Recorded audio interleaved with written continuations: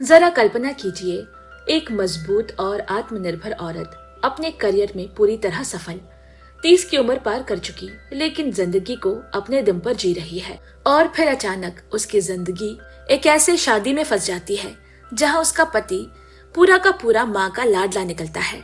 हाँ, एक ऐसा आदमी जो 30 की उम्र में भी अपनी माँ की उंगली पकड़े बिना एक कदम नहीं चल सकता। ये कहानी है लिन की। जिस पल उसके पति के मुंह से ये शब्द निकलते हैं, मेरी माँ ने कहा है, उसी पल लिन समझ जाती है कि अब उसकी असली परीक्षा शुरू हो चुकी है। 30 साल का एक पुरुष जो हर फैसले के लिए अभी भी अपनी माँ की तरफ देखता है।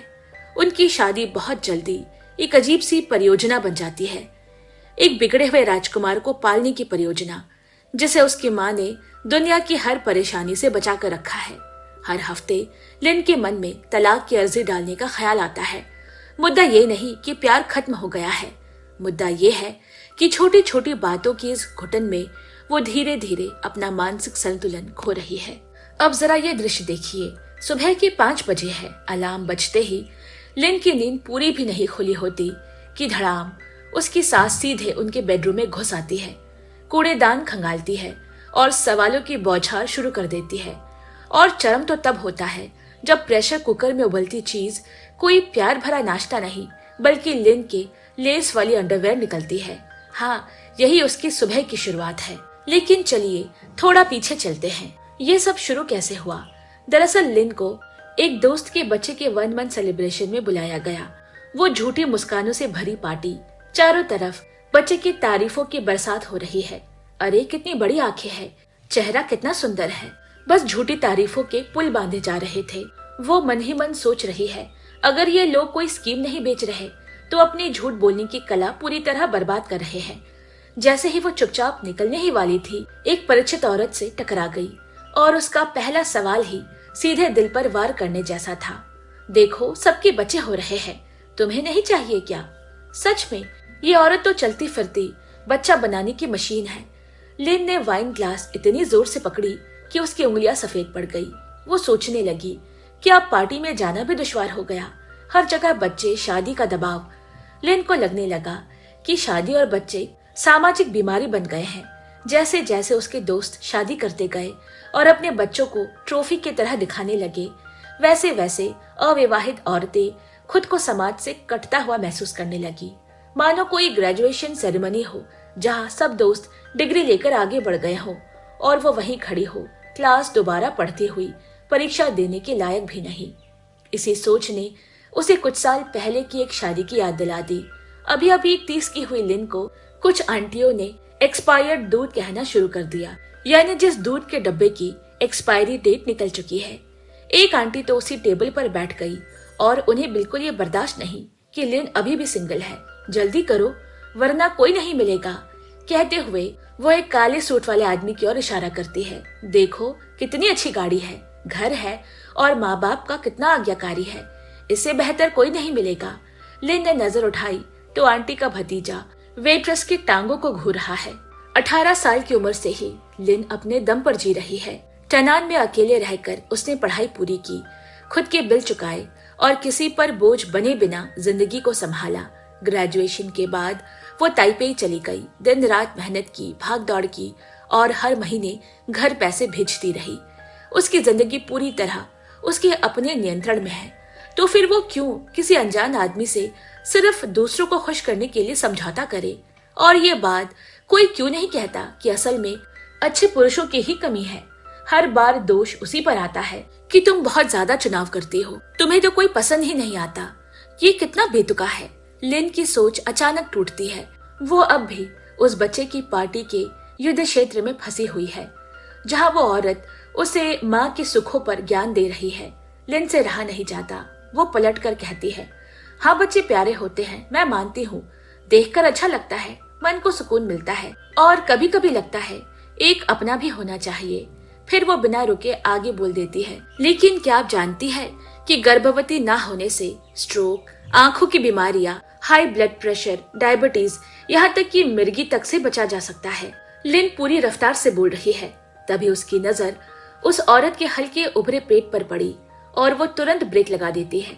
1 सेकंड में वो उसे बधाई देने लगती है। वो औरत हैरानी से उसे घूरती है, गुस्से में, और तेजी से वहां से चली जाती है।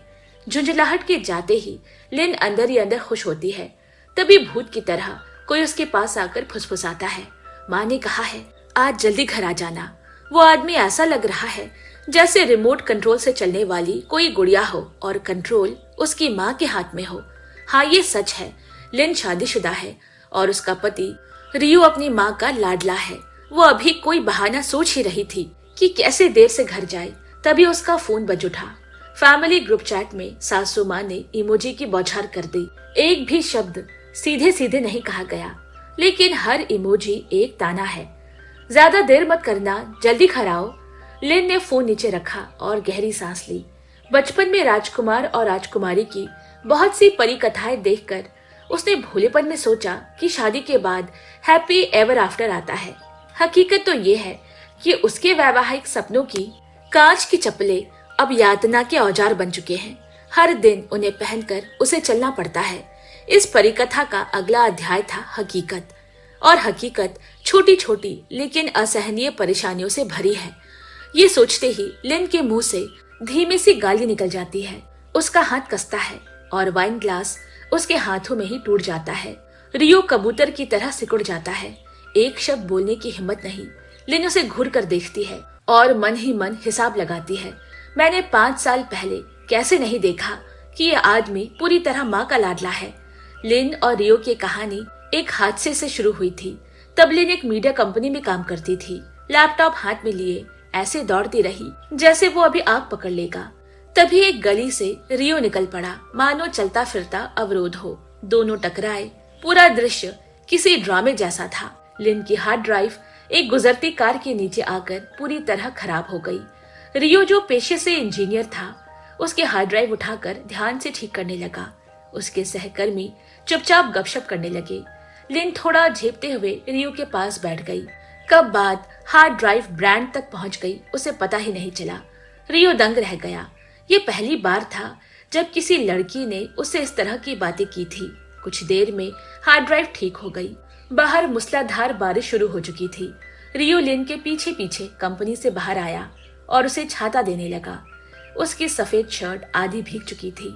उस पल लिन का दिल तेज धड़कने लगा। उसे लगा शायद यह पहली नजर का प्यार है। सच कहे तो उसकी शक्ल सूरत उस घिसे पिटे जुमले से मेल खाती थी, लेकिन अफसोस शादी के कुछ सालों बाद वो चिंगारी पूरी तरह बुझ चुकी है। अब उसका दिल एक पुराने कंप्यूटर जैसा हो गया है जो बार बार हैंग हो जाता, किसी भी इनपुट पर रिएक्ट नहीं करता। आजकल सुबह 5 बजे की हकीकत ये है, रियो के खराटों की जुगलबंदी और उनके पुराने एयर कंडीशन की आवाज।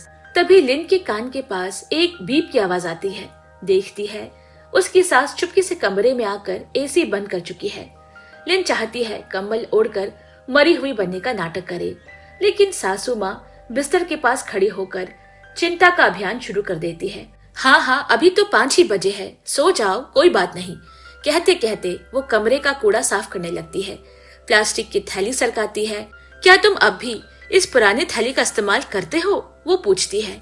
फिर एक पेन उठाकर कहती है, इसे फेंकना तो अफसोस की बात है, मैं ले जाती हूँ। लिन छत की तरफ देखती रहती है बिना कुछ बोले। उसकी परिकथा अब पूरी तरह डरावनी कहानी बन चुकी है। आखिरकार कूड़ा समेटने के बाद सासू माँ बेडरूम में रखा कपड़ों का टोकरा भी उठा लेती है। ये देखते ही लिन ऐसे उछलती है जैसे कोई मछली तेज धारा के खिलाफ छलांग लगा रही हो, लेकिन सासू माँ रास्ता रोक लेती है।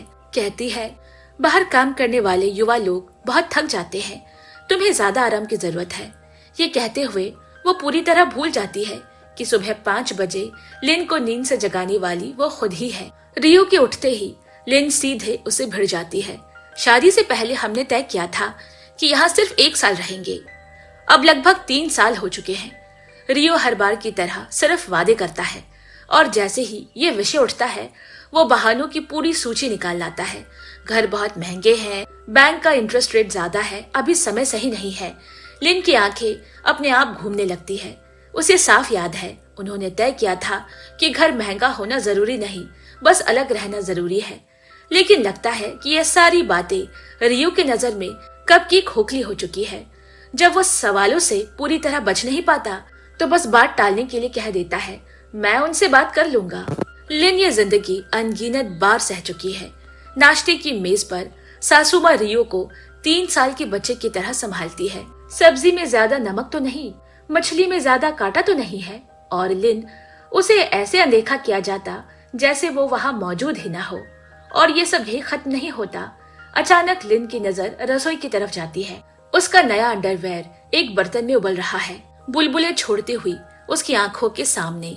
उसे ऐसा लगता है जैसे उसकी जिंदगी में अब कुछ भी उसका अपना नहीं बचा। नाश्ते के बाद लिन हमेशा की तरह खुद ही बर्तन धोने लगती है, खुश रहने का नाटक करते हुए। सासू माँ धन्यवाद कहती है, लेकिन लिन के जाते ही फिर से सारे बर्तन दोबारा धोती है। लिन सब देखती है। उसके दिल में उठी छोटी छोटी लहरें अब कब की पहाड़ बन चुकी है। 3 साल से इस घर में रहते हुए उसे हमेशा एक बाहरी इंसान जैसा ही लगा है। कंपनी में लिन जिस प्रोजेक्ट पर काम कर रही है वो एक डेटिंग ऐप है, नाम है सोलमेट। इस ऐप का प्रचार बेहद भावुक है। हर इंसान इस दुनिया में आधी आत्मा लेकर आता है। जब उसे उसी आत्मा वाला दूसरा आधा मिलता है तभी वो पूरा होता है। सबसे अजीब बात यह है कि आत्मा की शुद्धता बनाए रखने के लिए इस ऐप में डेटिंग सिर्फ मैसेजेस के जरिए होती है। डाउनलोड बढ़ाने के लिए लिन को मजबूरी में अपने ही कंपनी का ऐप डाउनलोड करना पड़ा। और यही दोस्तों एक बहुत बड़ा मोड़ आता है। ये भविष्य में एक बहुत बड़ी भूमिका निभाएगा। अब ब्रेक के दौरान लिन ने फोन खोला और तुरंत सासू माँ का मैसेज आ गया। जाहिर है पड़ोसी के बच्चे की तस्वीर, बीबी टैपिंग की मास्टर क्लास। ये सीधा मानसिक दबाव है। लिन कुछ नहीं कह पाई। वो सोचती है उसकी सास बच्चे के लिए दबाव डालने का कोई भी मौका नहीं छोड़ती, चाहे बहाना कितना भी बेहुदा क्यों ना हो। एक सहकर्मी उसका चेहरा देखकर पूछता है, क्या उन्हें नहीं पता कि तुम बच्चे नहीं चाहती? लिन हल्की मुस्कान के साथ सोचती है, पता होना और स्वीकार करना ये दोनों बिल्कुल अलग बातें हैं। उसकी सास हमेशा कहती है, बच्चे हो या ना हो ये तुम्हारा मामला है। ऊपर से कितनी उदार और खुले विचारों वाली, लेकिन वही नकली खुलेपन का ढोंग लिन को अंदर तक कुचल देता है। वो जानती है उसकी सास सच में चिंतित है, लेकिन सीधे कहने की हिम्मत नहीं करती, इसीलिए ऐसे जाल बिछाती है। संदेश साफ है, उसे माँ बनना ही होगा। लिन के भीतर एक अजीब सा द्वंद चल रहा है। बचपन से उसे सिखाया गया, अच्छी तरह पढ़ो, अच्छी नौकरी पाओ, लेकिन जैसे ही वो 30 की हुई सबकी जुबानें बदल गई। जल्दी शादी करो, जल्दी बच्चे करो, अब काम से ज्यादा प्यार मत करो। तो क्या 30 साल के बाद एक औरत का एकमात्र लक्ष्य अच्छी पत्नी और माँ बनना रह जाता है? अगर ऐसा ही है तो फिर पहले सफल बनने की सीख क्यों दी गई? लिन अभी इन्हीं ख्यालों में उलझी है कि एक सहकर्मी और छुरा घोंप देता है। सास के हाथ का खाना मिलना कितनी बड़ी खुशी है। उसे क्या पता, बिना तेल बिना नमक का स्वस्थ खाना कागज चबाने से भी ज्यादा मुश्किल होता है। लिन की कंपनी भले ही छोटी है, लेकिन उसके सहकर्मियों की जिंदगियां आधुनिक शादी और प्यार के हर रूप का एक संग्रह है। चुन्नान 4 साल पहले तलाक ले चुका है। पत्नी के अफेयर के बाद अब उसके फोन में 10 से ज्यादा डेटिंग एप्स है।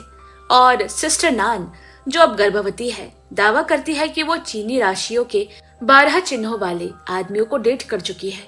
लिन इन सब के बीच बैठी सोच रही है, क्या वाकई उसकी जिंदगी में कहीं कोई सोलमेट बचा है, या वो सिर्फ दूसरों की उम्मीदों का बोझ ढो रही है।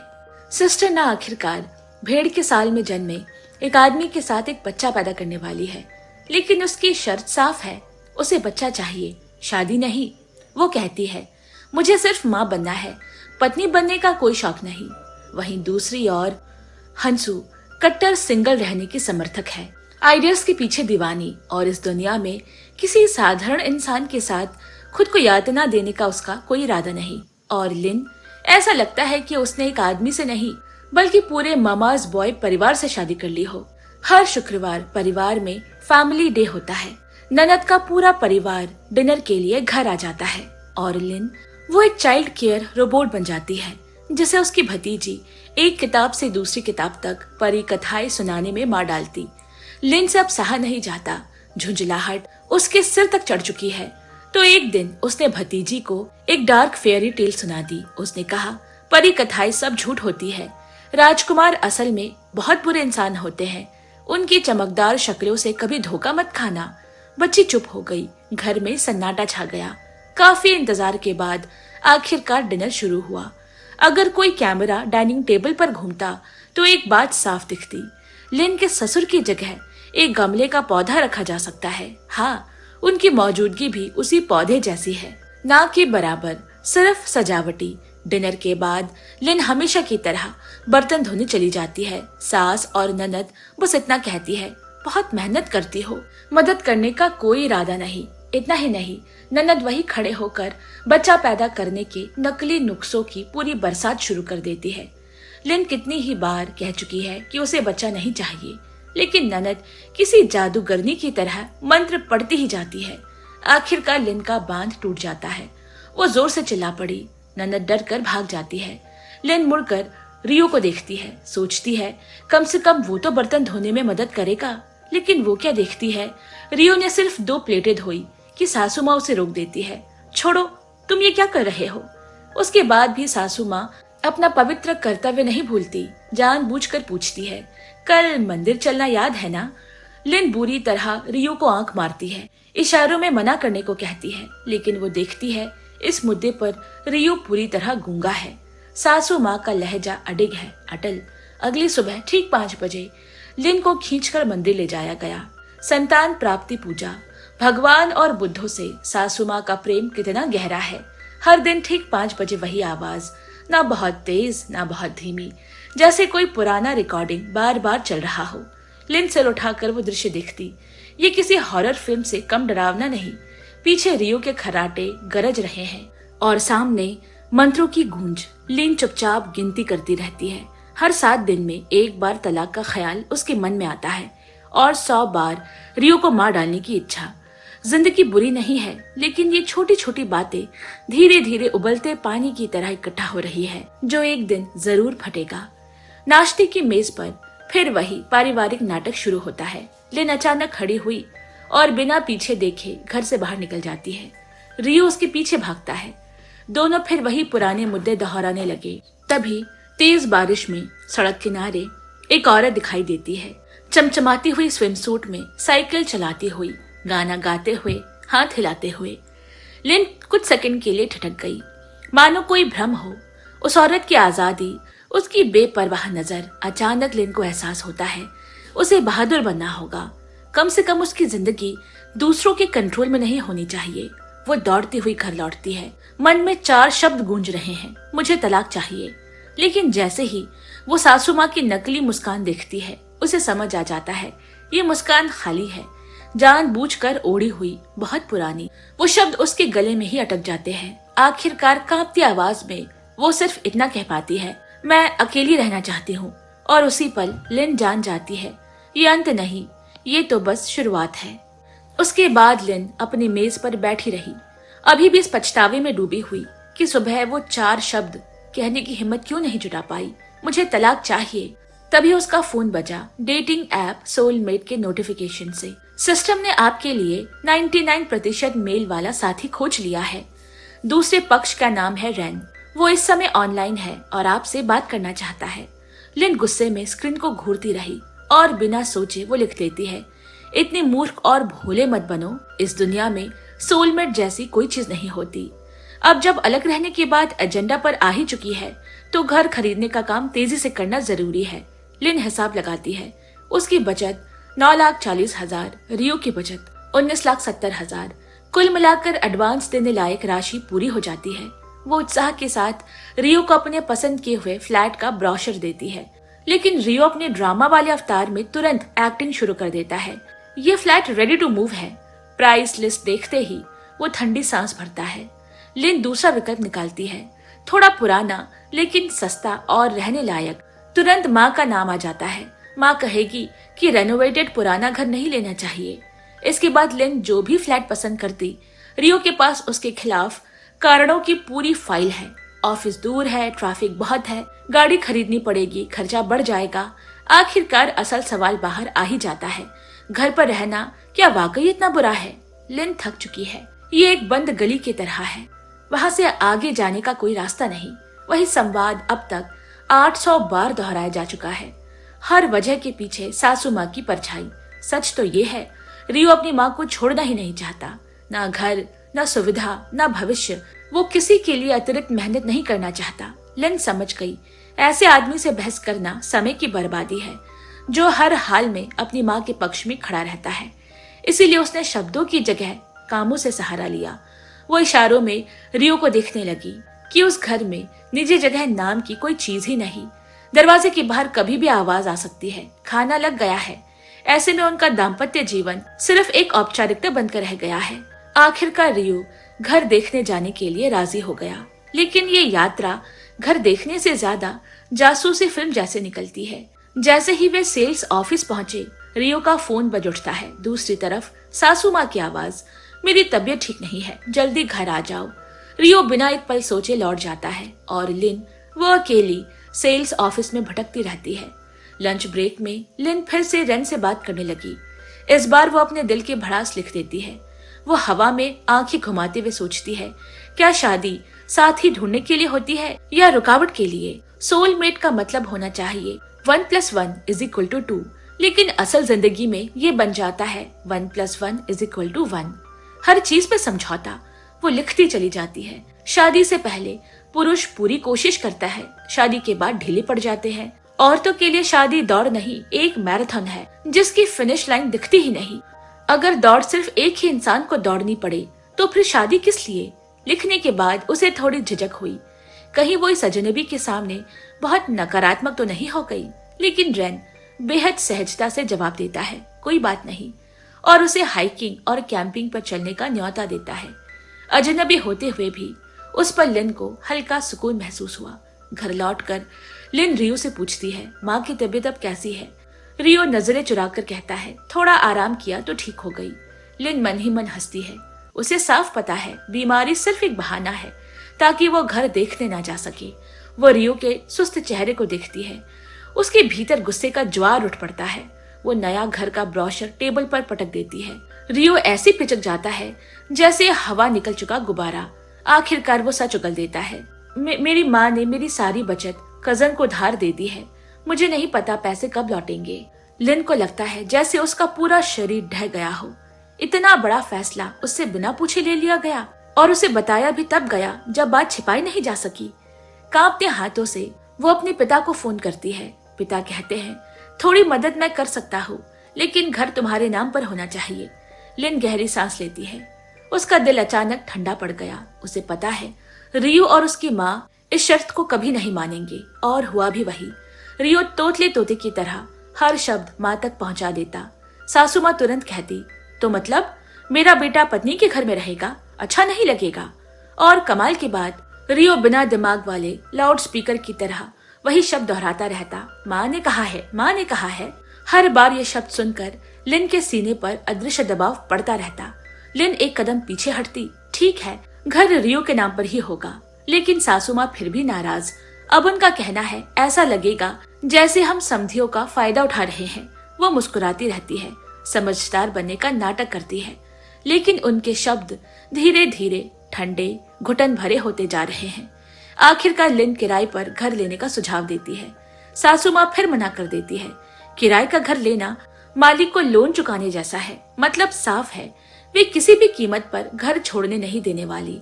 और वही क्लासिक डायलॉग फिर गूंजता है, माँ ये सब तुम्हारे भले के लिए कर रही है। लिन चुप रह जाती है, क्योंकि वो जानती है ये भला नहीं, ये एक पिंजरा है, और अब उसे तय करना है कि क्या वो इस पिंजरे में जीती रहेगी या उड़ने की हिम्मत करेगी। आखिरकार लिन पूरी तरह टूट गई। बरसों से दबा हुआ गुस्सा, निराशा और अकेलापन आज सारी सीमाएं तोड़ चुका है। उसने कुछ भी सोचे समझे बिना घर छोड़ दिया।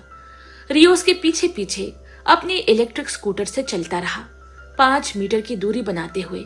वो जानता है लिन ना तो समझाना चाहती है, ना ही कोई गलत बात सुनना। वो बस उसके पीछे चलता रहा जब तक ली थक कर रुक नहीं गई। तब बिना एक शब्द कहे वो उसे चुपचाप घर ले आया। उस रात लिन ने मन ही मन सोचा, अगर दो लोगों की दौड़ की रफ्तार अलग हो तो मंजिल कभी एक नहीं हो सकती। वे साथ चलने की बजाय धीरे धीरे दूर होते चले जाते हैं। उसने यही बात रेन को मैसेज में भेज दी। रेन ने जवाब दिया, शायद समस्या रफ्तार की नहीं, शायद उनकी मंजिल ही अलग अलग है। घर का माहौल दिन ब दिन भारी होता जा रहा है। रियो को अब दफ्तर से घर लौटने में डर लगने लगा है। कोई सहकर्मी पूछ लेता तो वो कह देता, आज पार्टी है, बार में बैठे पुरुष सहकर्मी हंसते हुए कहते, घर से थोड़ी आजादी मिल गई।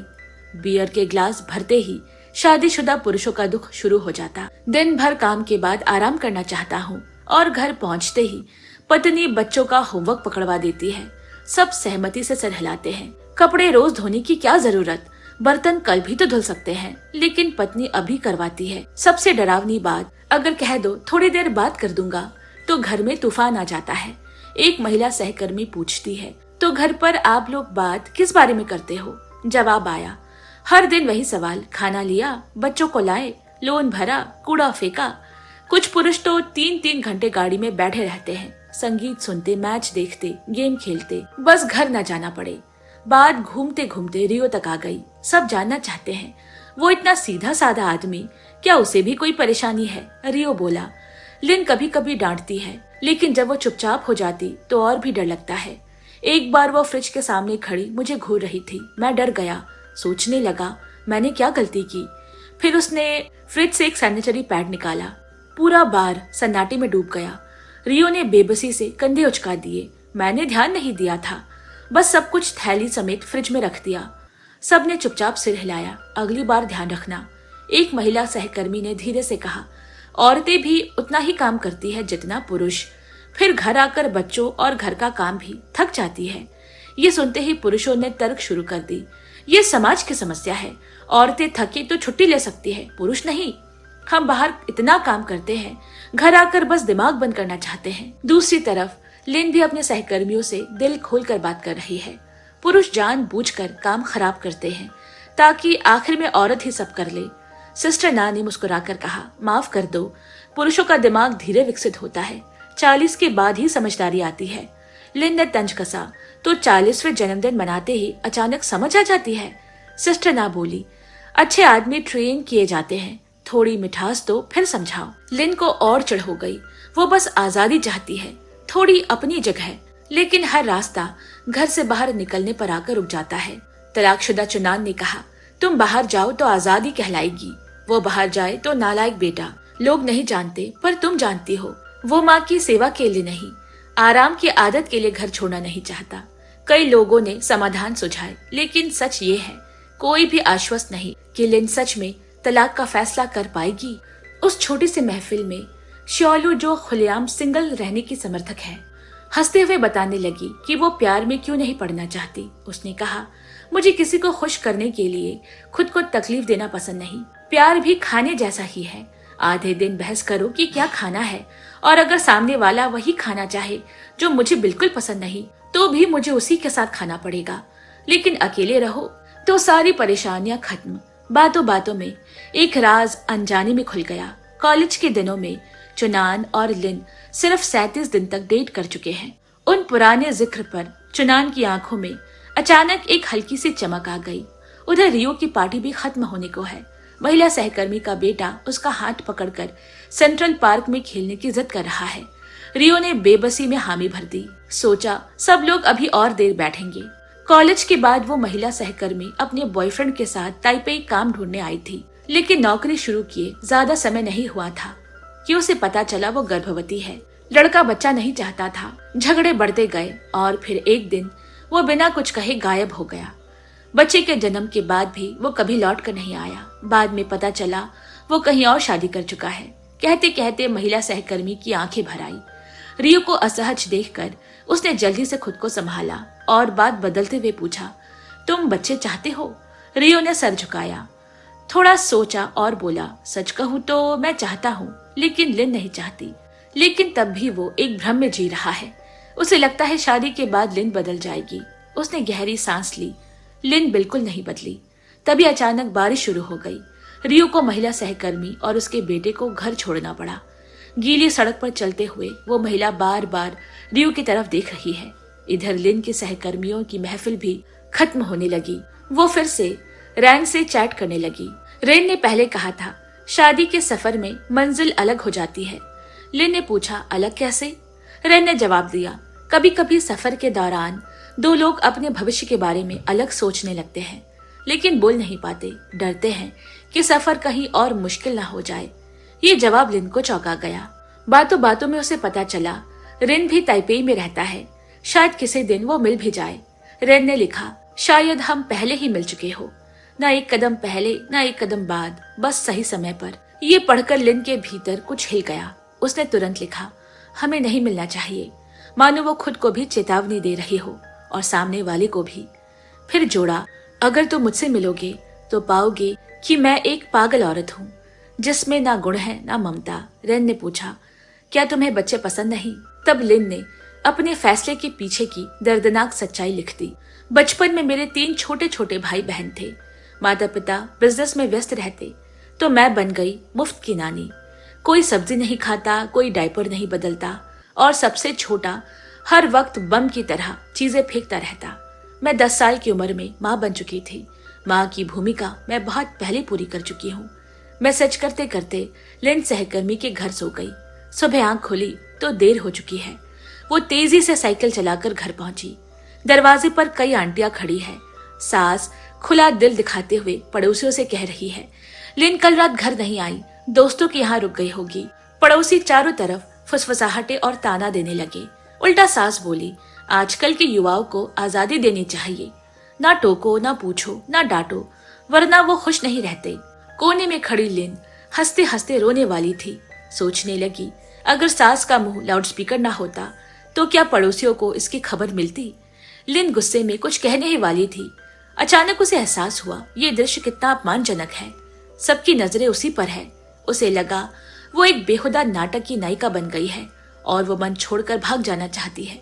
बिना सोचे वो कोने की दवा की दुकान में भाग गई। दुकान में हल्की सी डिसइंफेक्टेंट की खुशबू है। तभी दुकान का हैंडसम और शालीन मालिक उसके पास आया। पूछा, सब ठीक है? लिन उसे देखते हुए खुद ही नहीं जान पाई कि उसकी आवाज कब धीमी और मुलायम हो गई। उसने मन ही मन सोचा, औरतों की आवाज शायद सामने वाले के चेहरे के हिसाब से अपने आप बदल जाती है। बातों बातों में पता चला वो 1 साल ऑस्ट्रिया में काम कर चुका है। पैसे बचाकर ये दुकान खोली। संजोग से लिन के भी वहाँ दोस्त हैं। वे बातें करने लगे। वसंत में अंगूर तोड़ना, गर्मियों में स्ट्रॉबेरी। उसकी आंखें दक्षिण गोलार्ध के तारों की तरह चमक रही है। लिन को लगा उसकी कहानी नो मैन लैंड जैसी है। जब उसने ये कहा तो वो चौंक गया। मुझे भी वो फिल्म बहुत पसंद है। वे बातें करने लगे, आजादी की, दूर की यात्राओं की। उस पल ऐसा लगा जैसे मेडिकल स्टोर किसी दूसरी ही दुनिया में बदल गया हो। ऐसी दुनिया जहाँ कुछ देर के लिए असली जिंदगी की छोटी मोटी परेशानियां धुंधली हो जाती है। लिन का मूड इतना हल्का, इतना खुश हो गया कि उसे लगा आज का दिन शायद कुछ खास हो सकता है। लेकिन ये एहसास तब तक ही था जब तक वो घर नहीं पहुंची। जैसे ही उसने दरवाजा धक्का देकर खोला, उसकी सारी खुशी पल भर में चकनाचूर हो गई। ड्राइंग रूम के सोफे पर उसका पति रियो बैठकर आराम से अपने नाखून काट रहा है। नाखूनों के टुकड़े उड़कर जमीन पर चारों तरफ बिखर रहे हैं। उसने सिर उठाकर लिन की तरफ देखा। लिन का चेहरा बिल्कुल काले बर्तन के तले की तरह काला पड़ गया। रियो फट से बोल पड़ा, माँ ने कहा है बाद में वैक्यूम कर देगी। लिन वहां खामोश खड़ी उस 30-35 साल के आदमी को देख रही है और उसे सब कुछ मजाक लगने लगा। इतना बड़ा आदमी अपने पैरों के नाखून तक खुद साफ नहीं कर सकता, इतना आलसी कि वैक्यूम चलाना भी उसे भारी लग रहा है। उसने गहरी सांस ली और वो सारी गालियां जो उसकी जुबान तक आ चुकी थी वापस अंदर निकल गई। इसीलिए नहीं कि वो गाली देना नहीं चाहती थी, बल्कि इसीलिए कि अचानक उसे समझ आ गया कुछ प्रॉब्लम्स सिर्फ डांटने या चिल्लाने से सॉल्व नहीं होती। जैसे किसी को जोर से हिलाकर भी जगाया नहीं जा सकता जो सोया ही ना हो, सिर्फ सोया होने का नाटक कर रहा हो। वैसे ही एक बड़े हो चुके बच्चे को जो हमेशा दूसरों से सेवा लेने का आदी हो चुका है, एक रात में मैच्योर नहीं बनाया जा सकता। अगली सुबह खबर आई कि जैन की मौसी को चोट लग गई है। सास को तुरंत उनके घर जाना पड़ा ताकि कुछ दिन उनकी देखभाल कर सके। वो 5 दिन तक आना जाना करती रहेगी, घर पर पूरा ध्यान नहीं दे पाएगी। जाने से पहले उन्होंने पूरे 5 दिन का खाना पहले से ही बना कर रखा। फ्रिज खोला तो ऐसा लगा जैसे किचन नहीं, सेना की परेड लग रही हो। लंच बॉक्स एक सीधी लाइन में रखे हैं, हर डब्बे पर नंबर लिखा हुआ है। पहला दिन, दूसरा दिन, तीसरा दिन, सब कुछ बिल्कुल फौजों की तरह डिसिप्लिन में। सास की हिदायतें लिन पर फायर क्रैकर की तरह टूट पड़ी। कब क्या गरम करना है, किस दिन कौन सी दाल, कौन सा अनाज मिलाकर खाना है, कितना तेल, कितना नमक, साथ ही साथ ससुर जी को कौन सी दवाई किस वक्त देनी है, इसकी लिस्ट अलग से है।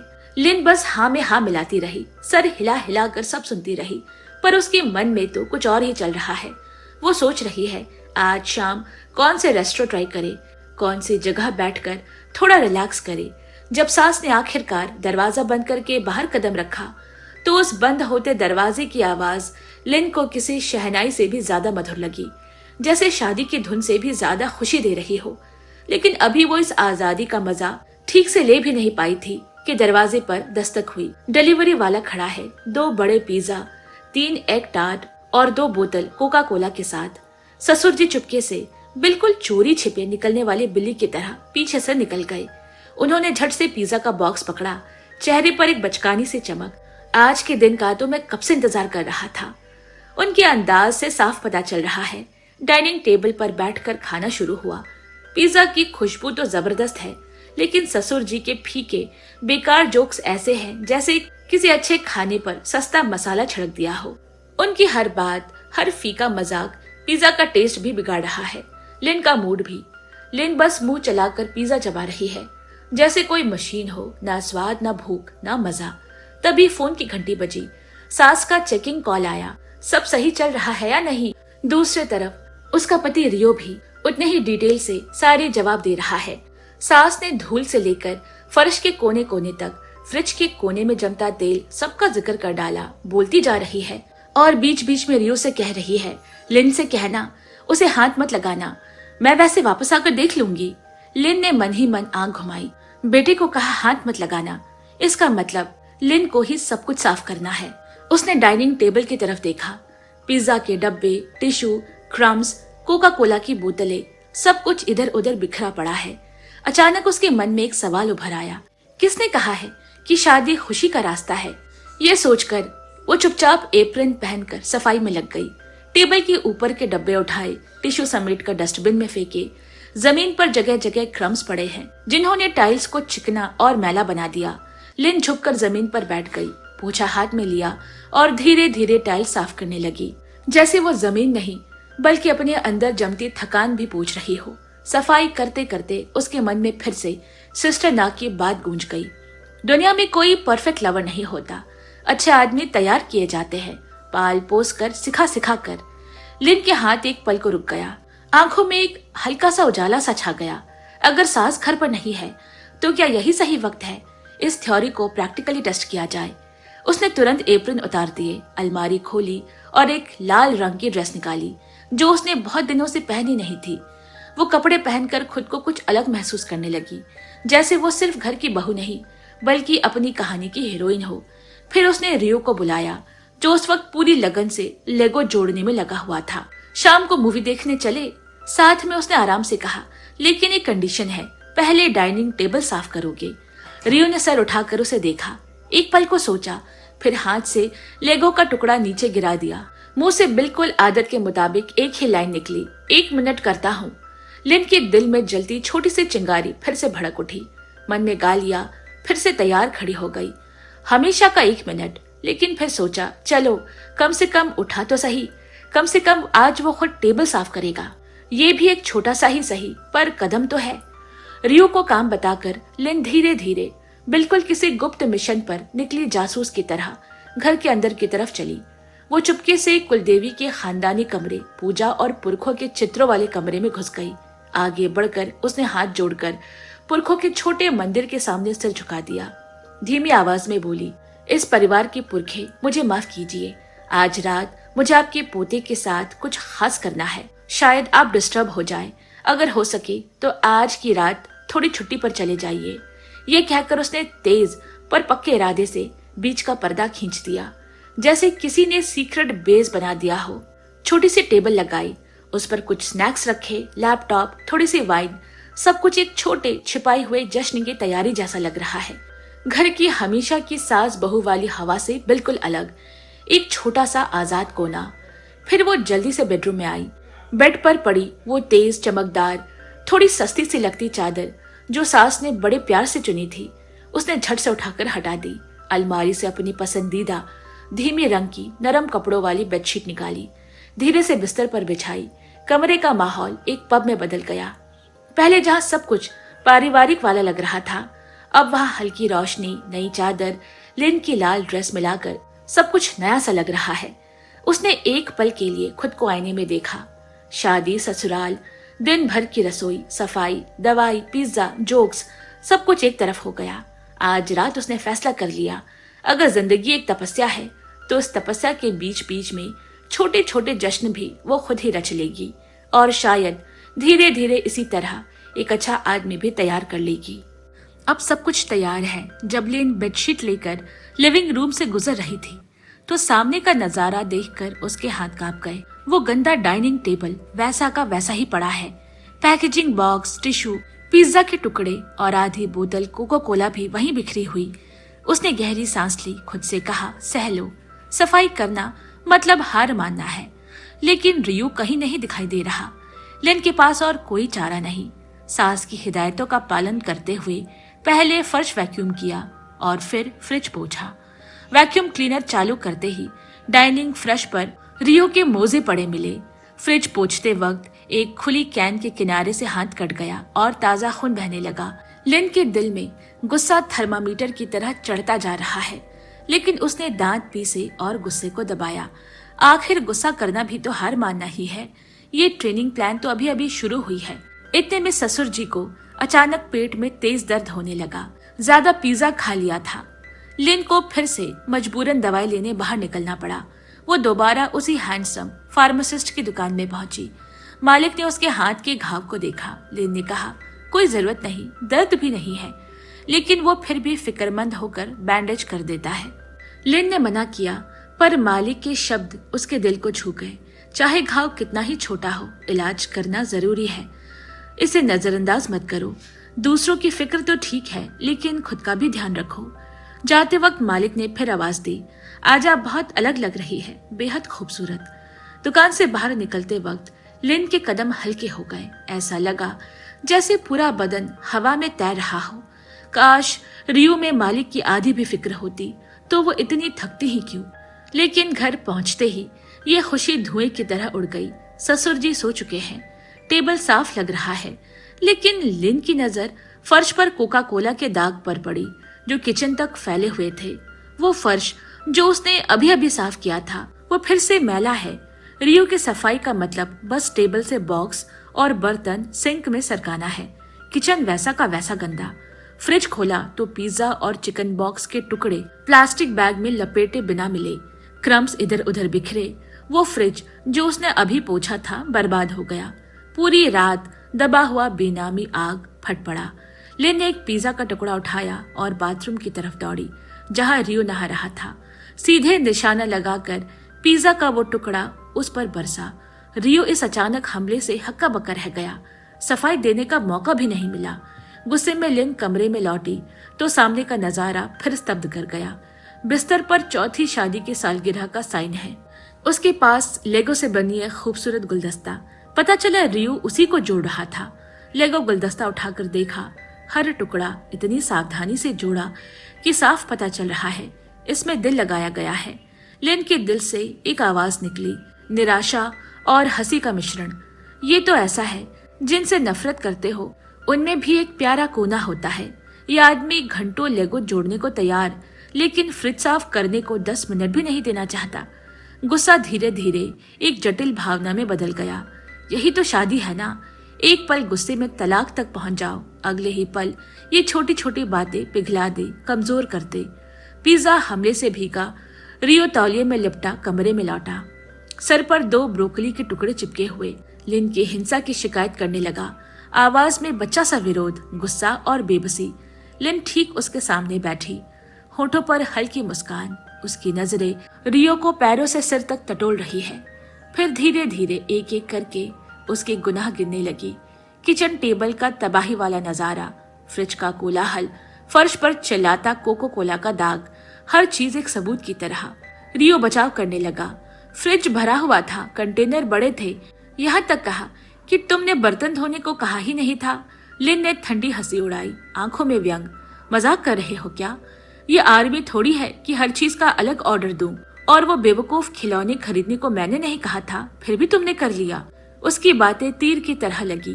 फिर कमरे का माहौल बदल गया। लिन चुप हो गई, आंखें नर्म।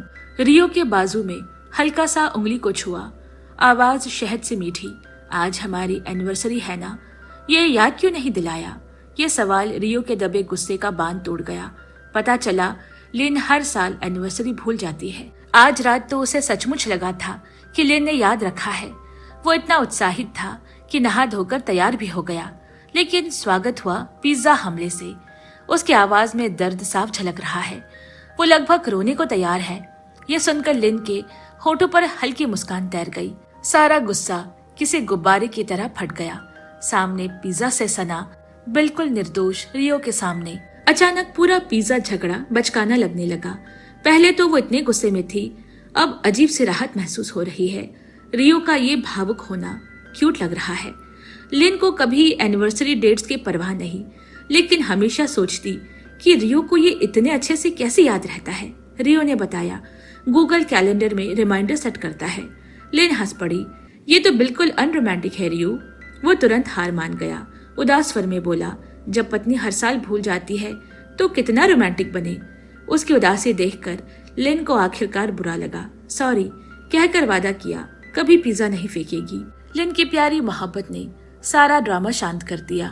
बाद में रात को दोनों को थोड़ा अकेले समय मिला। सोफे पर लिपटकर इमोशनल मूवी देखने लगे। रियो तो मूवीज में पूरा खो जाता है, भावुक होकर रोने लगता है। लिन ने उसकी तरफ देखा, मन में भावनाओं का मेला सा लगने लगा। अचानक मुंह से निकल गया, अगर मैं कभी मर गई तो तुम दोबारा शादी करोगे? ये सवाल रियो के दिल में सुई की तरह चुभ गया। वो एक पल को जम गया, फिर ऊपर देखा, आंखों में हैरानी। बिल्कुल नहीं, वो बिना हिचके बोला, आवाज इतनी पक्की जैसे बहस का कोई सवाल ही ना हो। लिन मुस्कुराई, वो सिर्फ मूवी स्क्रीन पर होता है, असल जिंदगी में 99% लोग दोबारा शादी कर लेते हैं। रियो ने जोरदार जवाब दिया, मैं नहीं करना चाहता, सिर्फ तुम्हारे साथ शादीशुदा रहना चाहता हूँ। छोटा सा वाक्य, लेकिन इतना गहरा कि लिन के सीने में धमाका सा हो गया। अचानक अपराध बोध हुआ। उसे एहसास हुआ उसने कभी रियो से पूछा ही नहीं कि क्या वो अपने घर से अलग रहना चाहता है। शायद वह हमेशा उसके असली ख्यालों को इग्नोर कर रही थी। उसने मौका पाकर सीधे पूछा। रियो ने सोचकर बोला, अलग रहने की कोई जल्दी नहीं, लेकिन नापसंद भी नहीं। यहाँ तो सब ठीक है, लेकिन अगर तुम्हें खुशी मिले तो चलेंगे। ये सुनकर लिन की सारी गिले शिकवे दूर हो गए, सारी चिंताएं पिघल गई। दोनों ने तय किया, अगले साल लोन चुकाने के बाद नया घर ढूंढेंगे।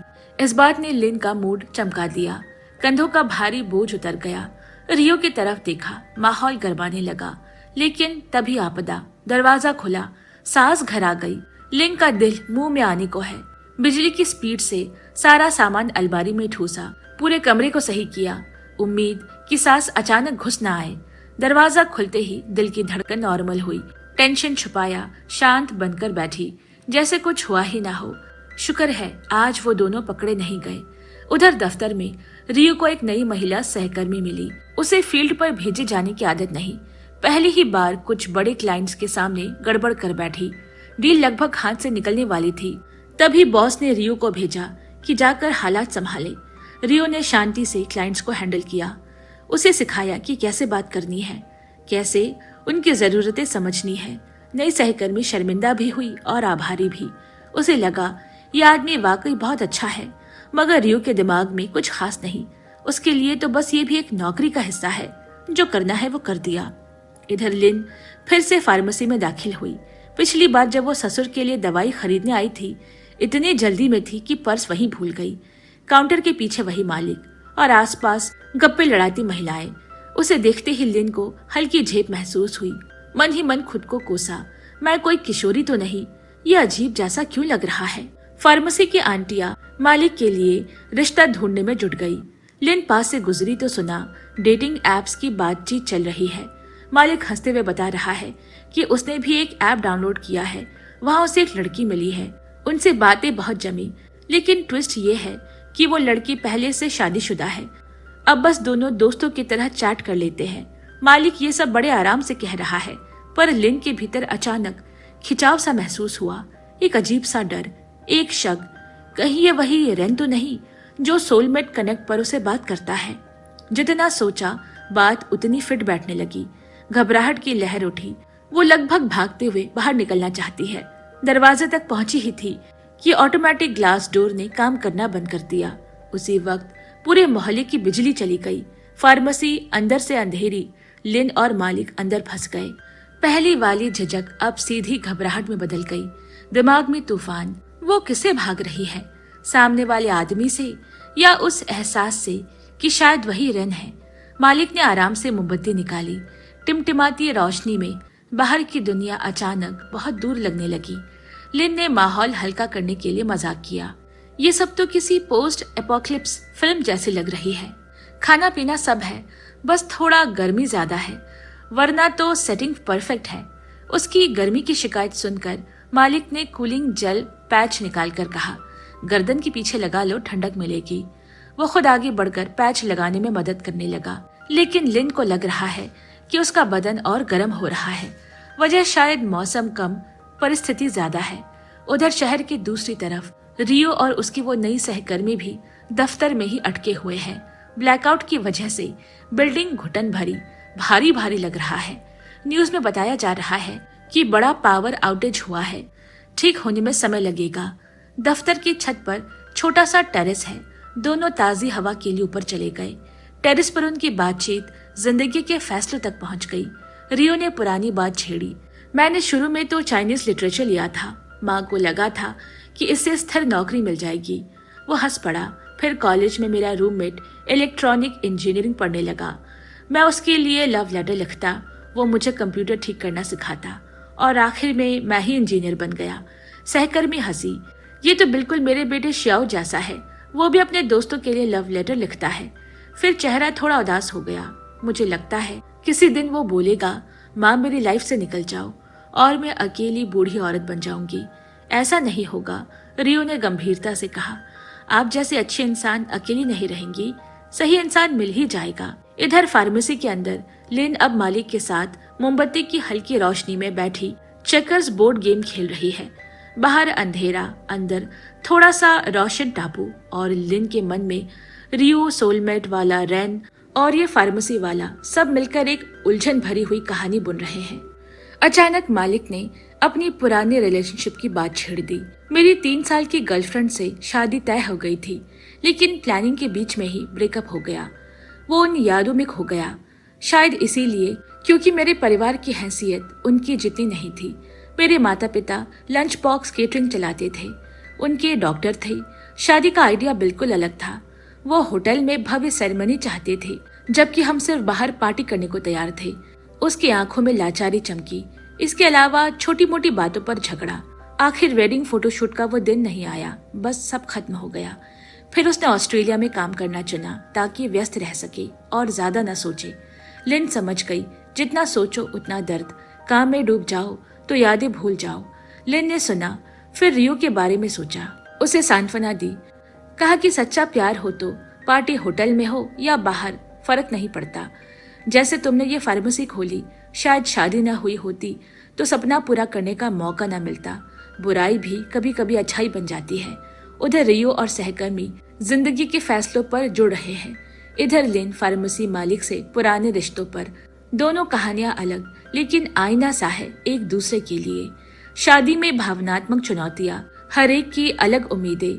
रियो अपनी जिम्मेदारी में उलझा, लिन की भावनाओं को नजरअंदाज कर रहा है, और लिन को मालिक से भावनात्मक सुकून मिल रहा है। बाद में लिन ने रन को मैसेज किया, शादी दुनिया का सबसे बेतुका कॉन्ट्रैक्ट, जीवन भर के लिए बांध दे। 30-40 साल, जैसे किसी और की तरफ आकर्षित ही ना हो। जल्दी जवाब आया, जिंदगी में बहुतों की तरफ आकर्षित होंगे, लेकिन प्यार सिर्फ एक से करोगे। ये बात उसके दिल को छू गई। उस रात लिन को सपना आया, वो और फार्मेसी मालिक करीब खड़े, होठ मिलने वाले हैं। हवा में उत्सुकता फैली है, लेकिन ठीक उसी पल रियो आ धमका। लिन चौंक कर जागी। रियो की भारी सांसें सुनाई दे रही है। उसकी मौजूदगी चारों तरफ है, यहाँ तक कि सपनों में भी पीछा करती है। वो फिर से उन्हीं सपनों में खो गई। तभी रियो का फोन कॉल आया। फार्मासिस्ट का मालिक भी सामने बैठा है। लिन को अपराध बोध होने लगा। मालिक उसे डिनर पर ले जाना चाहता है। भाग्य ने लिन को गलत मोड़ पर लाकर खड़ा कर दिया है। अजीब सी बेचैनी है। क्या यही इमोशनल अफेयर है? नहीं, लिन ने खुद को समझाया, ये बस जिज्ञासा है। लंबे समय से अनदेखी भावनाओं की फैंटेसी है। इससे मेरे शादीशुदा रिश्ते को कोई हानि नहीं होगी। वो रियो को दुख नहीं देना चाहती। मालिक से कुछ शुरू करने का इरादा भी नहीं है, बस शादी की बोरियत से तंग है। अभी वो इन भावनाओं से जूझ ही रही थी कि तभी फोन की घंटी बजी। सिस्टर ना को प्रसव पीड़ा होने लगी है। वो घर पर ही बच्चा डिलीवर करना चाहती है, हॉस्पिटल नहीं जाना चाहती। सभी सिस्टर ना के घर पर पहुंचे। वर्क प्लेस और डिलीवरी रूम दोनों साथ साथ चल रहा है। फोन पर कस्टमर से बातें, फिल्म एडिटिंग, पूरा घर एक साथ। ऑफिस भी बन गया और डिलीवरी रूम भी। सब लोग वहीं डेरा जमाए हैं, उसे संभालते हुए, साथ ही फिल्म एडिट करते हुए। ना ने बताया कि उसने आनंद को खबर दी थी, पर वो अभी तक पहुंचा नहीं। आनंद यानी उसका बॉयफ्रेंड। लिन ने मजाक में कहा, कहीं अंगूठी लेने तो नहीं गया। ये सुनते ही ना फूट पड़ी। मैं बच्चे की वजह से शादी करना नहीं चाहती। शादी पूरी जिंदगी के लिए होती है, सिर्फ बच्चा पैदा करने के लिए नहीं। ऊपर से शादी झंझट है और तलाक उससे भी बड़ा झंझट। पास बैठे चुन्नान ने नमक छिड़क दिया। झंझट इतना भी नहीं, मेरे टाइम पर रजिस्ट्रेशन ऑफिस में केवल 10 मिनट लगे थे। तभी आनंद दौड़ता हुआ अंदर आया। नाक को संभालने के बाद वो चुनान और रियो को बच्चों के कमरे में ले गया, एक गंभीर चर्चा के लिए। दीवार पर लगी अल्ट्रासाउंड तस्वीरों को रियो देखता रह गया। आनंद की आंखों में प्रशंसा की चमक है, लेकिन चुनान को देखकर तीनों उलझन में है। आनंद ने झिझकते हुए पूछा, अभी प्रपोज करूं या बच्चे के जन्म के बाद? रियो ने कहा, दोनों ही विकल्प खराब है। और चुनान तो सीधा ये कह गया, हाँ कहने की गुंजाइश बहुत कम है। ना के लिए बच्चा और शादी एक पैकेज नहीं है। वो सिर्फ बच्चा चाहती है, शादी नहीं। तीनों आदमी एक दूसरे को समझाने की कोशिश कर रहे हैं, लेकिन कोई निष्कर्ष नहीं निकल रहा। आखिर में आनंद ने सबसे व्यवहारिक बात कही, मैं नहीं चाहता कि बच्चे के बर्थ सर्टिफिकेट में पिता का नाम अज्ञात लिखा जाए या खाली छोड़ दिया जाए। पूरा कमरा एक अजीब सी घबराहट और बेचैनी से भर गया। तभी अचानक सिस्टर ना के मुंह से दर्द से भरी चीखें निकल पड़ी। कमरे का माहौल एक पल में बदल गया। शोलू ने झट से अपना कैमरा उठा लिया इस पल को कैद करने के लिए, और लिन ना के पलंग के पास खड़ी होकर उसका हौसला बढ़ाने लगी। उसी क्षण जिंदगी की ताकत अजीब सी लगी। एक तरफ नाजुक तो दूसरी तरफ हैरान कर देने वाली मजबूती। आखिरकार नन्हा सा बच्चा दुनिया में आ गया। कमरे में राहत की सांसें और आंसुओं की चमक है। कुछ देर के लिए लिन और रियो बच्चे की देखभाल की जिम्मेदारी संभाल लेते हैं। रियो कभी कभी बच्चे को छेड़ता है, अजीब सी आवाजें निकालता है, जिससे कमरे में एक गर्म जोशी भरा खेल सा माहौल बन गया। फिर अचानक पूछ बैठता है, अगर हमारा बच्चा होता तो तुम्हें क्या लगता, वो ज्यादा किस पर जाता? सीधा सवाल है, लेकिन लिन के लिए वो किसी कच्चे जख्मों को छूने जैसा है। वो रियो की उम्मीद भरी आंखों में देखती है और उसके दिल में भावनाओं का सैलाब उमड़ पड़ता है। वो खुद पर हंसते हुए कहती है, मैं अच्छी माँ नहीं बन पाऊंगी। मैं बहुत शिकायती हूँ, मुझ में वो धैर्य नहीं। मैं बच्चे को जरूरत से ज्यादा बिगाड़ दूंगी। फिर अनायास उसे अपने छोटे भाई की याद आ जाती है। वो 20 की उम्र में है, न नौकरी करता है न पढ़ाई, दिन भर कमरे में बंद रहता है। माँ को जाकर उसे खाना देना पड़ता है। उसकी आवाज में बेबसपन है और खुद को दोष देने की एक गहरी थकान। वो अपराध बोध उसकी परछाई की तरह है, जैसे वो कभी भाग नहीं पाई। रियो को समझ नहीं आता कि लिन अपने भाई की जिंदगी का बोझ खुद पर क्यों उठा रही है। लिन तुरंत जवाब नहीं देती। वो चुपचाप बच्चे को देखती रहती है। फिर बहुत धीमी आवाज में कहती है, जब मेरा भाई स्कूल से बार बार भागता था तो कई बार उसे निकाले जाने की नौबत आ गई थी। माँ बाप बिजी रहते तो हर बार मैं ही स्कूल जाती। टीचर पूछते, घर में सब ठीक है ना, लेकिन मैं कुछ कहने की हिम्मत नहीं करती। लिन पल भर को रुकती है। मेरी नासमझी और मेरा घमंड उसे और ज्यादा तकलीफ देता रहा। एक बार मैंने उसे जबरदस्ती घर से खींचकर स्कूल भेजा। उसकी आंखें नम हो जाती थी। कई साल बाद मुझे पता चला कि वो स्कूल इसीलिए नहीं जाना चाहता था क्योंकि वहां उसे तंग किया जाता था। बच्चे उसके जूतों में पेशाब कर देते और घर आकर उसे मेरी डांट झेलनी पड़ती। मैं तब कितनी बेवकूफ थी, मुझे समझ ही नहीं आया कि कुछ गलत हो रहा है। शायद इसी वजह से वो आज अपने कमरे में बंद रहता है, बाहर निकलना नहीं चाहता। लिन की आवाज कांप उठी, अगर मैं माँ बनी तो शायद किसी और की जिंदगी भी बर्बाद कर दूंगी। रियो दर्द से भरी नजरों से उसे देखता रहा। वो धीरे से कहता है, तो तुमसे कैसे उम्मीद की जा सकती थी? तुम तो खुद बच्ची थी, तुमने कुछ गलत नहीं किया, फिर खुद पर इतना भारी बोझ क्यों डाल रही हो? तभी बच्चा जोर से रोने लगता है। उसके रोने की आवाज कमरे की भारी चुप्पी चीर देती है। रियो घबरा जाता है और अजीब से सतर्कता के साथ बच्चे को उठा लेता है। उसके हाथ कांपते हैं, लेकिन चेहरे पर पूरा ध्यान और गंभीरता है। वो दृश्य अजीब तरह से लिन को सुकून दे रहा है। उसके मन में एक विचार कौंधा, अगर बच्चा पैदा करने के लिए एक ऐसा साथी मिल जाए तो शायद इतना बुरा भी ना हो। घर लौटते समय लिन के कानों में एक धुन गूंजती रही, एक पुराना सा गीत जो बच्चे होने की खुशी गा रहा है। घर पहुंचकर उसके मुंह से अनायास निकल गया, मैं बच्चा चाहती हूँ। वो खुद इस वाक्य से चौंक गई, लेकिन घबराई नहीं। कहानी यहाँ से एक अजीब मोड़ लेती है। अब आवाज आती है लिन के गर्भाशय से। हाँ, उसका गर्भाशय बोल सकता है। ये अटपटा लग सकता है, लेकिन ये लिन के भीतरी दुनिया का अनूठा प्रतिबिंब है। ये सिर्फ कॉमिक कल्पना नहीं, बल्कि मातृत्व को लेकर एक औरत के जटिल भावनात्मक संघर्ष की आवाज है। लिन का गर्भाशय कोई चुप अंग नहीं, वो एक किरदार है। अपने स्वभाव, अपनी भावनाओं और अपनी राय के साथ वो लिन से ऐसे बात करता है कि हंसी भी आए और थोड़ी बेबसी भी। जब लिन पूछती है, तुम्हारी आवाज इतनी बैठी हुई क्यों है, गर्भाशय तुरंत पलट कर जवाब देता है, मेरी आवाज पहले ऐसे नहीं थी, लेकिन अब हर महीने डेड एग्स। इतना सब झेलने के बाद कोई भी गर्भाशय ठीक नहीं रह सकता। सबसे क्रूर हिस्सा उसका भावनात्मक दबाव है। एक उम्र दराज होती औरत के तौर पर वो बार बार याद दिलाता है, वक्त निकल रहा है, तुम एडवांस स्टेज की माँ बनती जा रही हो। आज अगर तुमने चुनाव नहीं किया तो कल शायद चुनने का मौका भी ना मिले। लिन के भीतर घड़ी की टिक टिक आवाज तेज होती जाती है, लेकिन लिन हार नहीं मानती।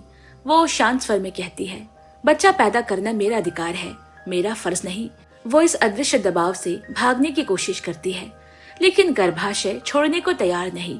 वो और डर बोता है, अंडों की उम्र, स्वास्थ्य की गिरावट और भविष्य के पछतावे की बात। क्या तुम सच में बिना बच्चे की जिंदगी झेल पाओगी? सवाल उसके भीतर गूंजता रहता है। देखते देखते एक महीना बीत गया। लिन और रियो फिर से सिस्टर ना के घर जाते हैं, लेकिन इस बार वो घर वैसा नहीं रह गया जैसा पिछली बार था। पिछली मुलाकात के बाद उस छोटे से परिवार की जिंदगी में भूकंप आ चुका है। अब सिस्टर ना और अनान की दुनिया पूरी तरह बच्चे के इर्द गिर्द घूमती है। हर दिन एक अंतहीन चक्र जैसा, दूध पिलाना, डकार दिलाना, डायपर बदलना और फिर बच्चे का दोबारा जागने का इंतजार। और ये सभी बार बार होता है। दिन में 10 से ज्यादा बार दूध और रात की नींद लगभग नामुमकिन। हर रात बच्चे के रोने की आवाज मानो पूरी दुनिया को निगल लेती हो। शांत रात अब एक विलासिता बन चुकी है। उनकी जिंदगी की लय पूरी तरह टूट चुकी है। यहाँ तक कि घर से बाहर कदम रखना भी ऐसा लगता है जैसे किसी दूसरे देश में आ गए हो, एक अनजानी दुनिया में। इस थकान से निकलने का सिर्फ एक ही रास्ता है, एक भरोसेमंद साथी। और तभी बच्चा जोर से रोने लगा। इसी पर रियो पहली बार पापा बनकर सामने आता है। वह अचानक किसी फरिश्ते की तरह दिखाई देता है। कुछ ही पलों में वो बच्चे को गोद में लेता है और रोता हुआ बच्चा धीरे धीरे शांत हो गया। लिन ये दृश्य देखती रह जाती है। उसका दिल किसी ने हल्के से छू लिया हो जैसा महसूस करता है। बच्चे के लिए रियो का प्यार उसकी हर हरकत में झलकता है। उसे इस तरह पिघलते देख लिन के मन में एक बात साफ हो जाती है, अगर उनका बच्चा नहीं हुआ तो रियो के दिल में कहीं ना कहीं एक खालीपन और पछतावा जरूर रह जाएगा। सिस्टर ना ने कभी बताया, शुरुआत में आनान कितना डरा हुआ था। बच्चे के जन्म के बाद एक हफ्ते तक उसे समझ ही नहीं आया कि वो क्या कर रहा है। एक हफ्ते बाद जाकर वो पहली बार बच्चे को छू पाया। अगर शादी नहीं चली तो तलाक लिया जा सकता है, लेकिन बच्चा एक बार जन्म लेने के बाद उसे छोड़ा नहीं जा सकता। हर फैसला उसकी पूरी जिंदगी को बदल देता है। ये बोझ बहुत भारी है, फिर भी अनान ने इसे उठाने का फैसला किया। रियो अपने जज्बात खुलकर नहीं जताता, लेकिन लिन उसे महसूस कर सकती है। उसे अपने ऊपर भरोसा है और लिन पर भी।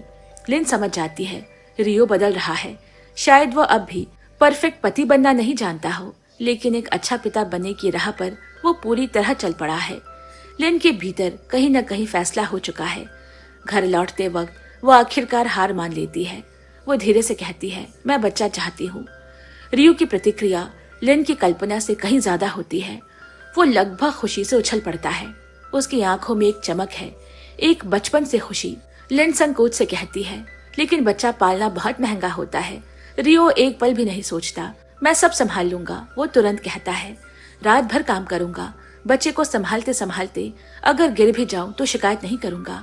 और इसी के साथ उनकी बच्चा करने की यात्रा शुरू हो जाती है। लिन ने कभी सोचा नहीं था कि उसे इतनी अजीब चीजों से गुजरना पड़ेगा। रियो की माँ का खाना अब सिर्फ पौष्टिक नहीं बल्कि अतिरिक्त पौष्टिक हो गया है। पालक आयरन के लिए, मीट कोलेजन के लिए, पोषण पूरा होना चाहिए, सास जोर देकर कहती है, तभी आसानी से बच्चा ठहरेगा। लिन एक और लेती है और सोचती है, ये इंसानों का खाना तो नहीं लग रहा। बिना प्याज, बिना अदरक लहसुन, बिना नमक के। देवरानी को आखिरकार अपना ज्ञान बांटने का मौका मिल ही जाता है। कौन सी पोजीशन कितनी बार लिन की रूह कांप जाती है। उसे लगता है गर्भधारण की तैयारी लॉटरी टिकट खरीदने जैसी है। जितनी ज्यादा टिकटें उतने ज्यादा मौके। देवरानी के जोर देने पर लिन एक प्रेगनेंसी ऐप डाउनलोड करती है। ऐप समय समय पर याद दिलाता है आज ओव्यूलेशन डे है। लिन के पास कोई विकल्प नहीं, उसे ऐप की बात माननी ही होगी। कसरत करना, रस्सी में कूदना, देवताओं से प्रार्थना, घरेलू नुस्खे, कुछ भी छोड़ा नहीं गया। एक सुबह लिन का अचानक जी मचलने लगा। नाश्ता गले से नीचे ही नहीं उतर पाता। उसके मन के किसी कोने में एक अजीब सा हिसाब चलने लगा। अगर मैं अभी गर्भवती हुई तो अगले साल जून में बच्चा होगा, तो फिर कन्फाइनमेंट, मैटरनिटी लीव, सब कुछ अभी से योजना में आना चाहिए। इधर पूरा परिवार मानो एक साथ उत्सव के मूड में घुस चुका हो। रियो तो यहाँ तक सोच चुका है कि अगर बेटी हुई तो उसे 25 साल से पहले बॉयफ्रेंड रखने की इजाजत नहीं होगी। लेकिन किसी ने नहीं सोचा कि गर्भधारण की इस राह में एक भी अच्छी खबर नजर नहीं आएगी। सब कुछ घुटन भरे टीवी ड्रामा जैसा होने लगा। घर का माहौल अचानक खामोश हो जाता, जैसे हवा भी किसी भारी दबाव से दबी हुई हो। और लिन को लगता कि यह अदृश्य दबाव उसके हर कदम में साथ चल रहा है। वो सोचती है, अगर उम्मीद ही ना होती तो शायद निराशा भी ना होती। अगर पहले से पता होता कि अंत ऐसा होगा तो इस रास्ते पर चलना ही क्यों शुरू किया। घर लौटते समय नीचे उसकी मुलाकात फार्मेसी के मालिक से हो जाती है। वे अभी 2 शब्द भी नहीं बोल पाते कि तभी रियो घर लौट आता है। रियो के आने से पहले फार्मेसी मालिक लिन से पूछता है, इन दिनों कैसी हो, थकी हुई सी लग रही हो। लिन हल्की सी कड़वी हंसी हंसती है। बहुत थकान है, वो कहती है, और कुछ चीजें जितनी कोशिश करो उतनी ही बेकार लगती है। वो ज्यादा कुछ कहना नहीं चाहती, लेकिन दिल की बेचैनी और बेबसपन छुपा नहीं पाती। फार्मेसी मालिक उसके मन की हालत समझ जाता है। नरमी से कहता है, कई बुरी चीजें समय के साथ अच्छी बन जाती है। एक पल रुककर वो जोड़ता है, मेरे लिए तुम बहुत खास हो। जब भी जरूरत हो मैं तुम्हारे साथ रहूंगा।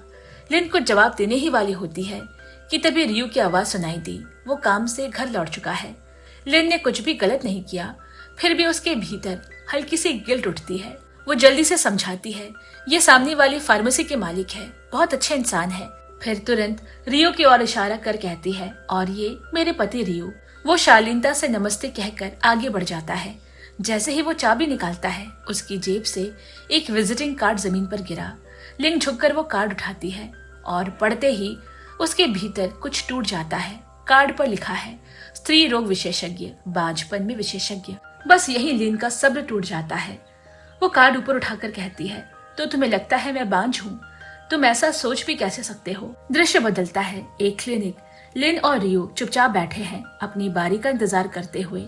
चारों ओर दूसरों के परिवारों की चिंताएं, डर और परेशानियां मौन में फैली हुई है। एक कमरे में असंख्य कहानियां एक साथ सांस ले रही है। लिन पहली बार साफ साफ महसूस करती है, ये रास्ता सिर्फ शरीर की परीक्षा नहीं, मन और रिश्तों की भी कठोर परीक्षा है। उनके ठीक पीछे एक दंपति बैठा हुआ है। अचानक उस महिला का सब्र टूट जाता है। भावनाओं से भरी आवाज में वो रोते हुए कहती है, दूसरे लोग इतनी आसानी से गर्भवती हो जाते हैं और मैं इतनी कोशिश की, इतना सहा, फिर भी मेरे पास कुछ भी नहीं। उसका पति धीमी आवाज में उसे समझाने की कोशिश करता है, हर किसी का शरीर अलग होता है, खुद पर इतना दबाव मत डालो। लेकिन ये दिलासा काम नहीं आता। पत्नी का गुस्सा और बढ़ जाता है। वो पलटकर अपने पति पर चिल्लाती है, तुम्हारे लिए कहना आसान है, इंजेक्शन मुझे लगते हैं, दवाइयां मुझे खानी पड़ती है। लिन और रियो बस चुपचाप वहां बैठे रहे, बेहद असहज महसूस कर रहे हैं। रियो के मन में एक लंबी सांस उठती है। उसे लगता है बच्चा पैदा करना हमेशा औरतों का मुख्य मंच होता है, मर्द तो सिर्फ सपोर्टिंग कैरेक्टर होते हैं। लेकिन दूसरी तरफ दबाव उस पर भी बराबर है। एक तरफ माँ कहती है मैं लिन पर डॉक्टर दिखाने का कोई जोर नहीं डाल सकती, और दूसरी तरफ वो चुपचाप एक विजिटिंग कार्ड मुझे थमा देती है। उनके हर शब्द में छिपा हुआ इशारा है। उनका कहना है लिन की अब उम्र हो रही है, अगर अभी नहीं किया तो देर हो जाएगी। लेकिन ये सारी चीजें रियो के कंधे पर बंदूक रखकर चलाई जाती है।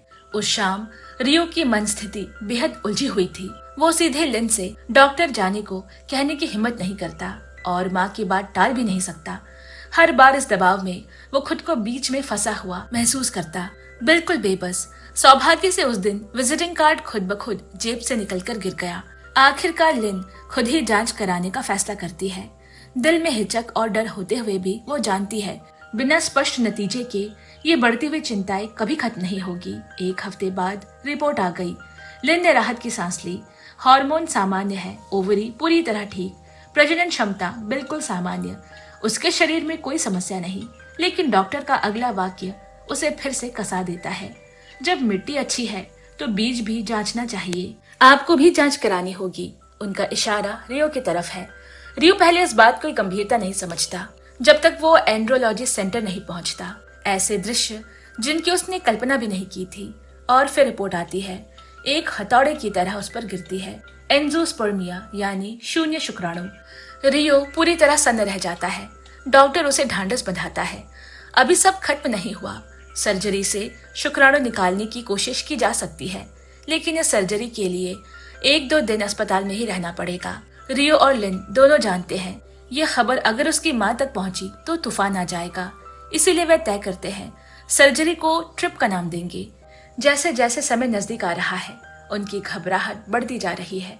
सर्जरी के बाद रियो नतीजों को लेकर बेहद बेचैन है। उसकी आवाज में उम्मीद भी है और डर भी। लिन उसकी आंखों में छिपी दहशत साफ देख सकती है।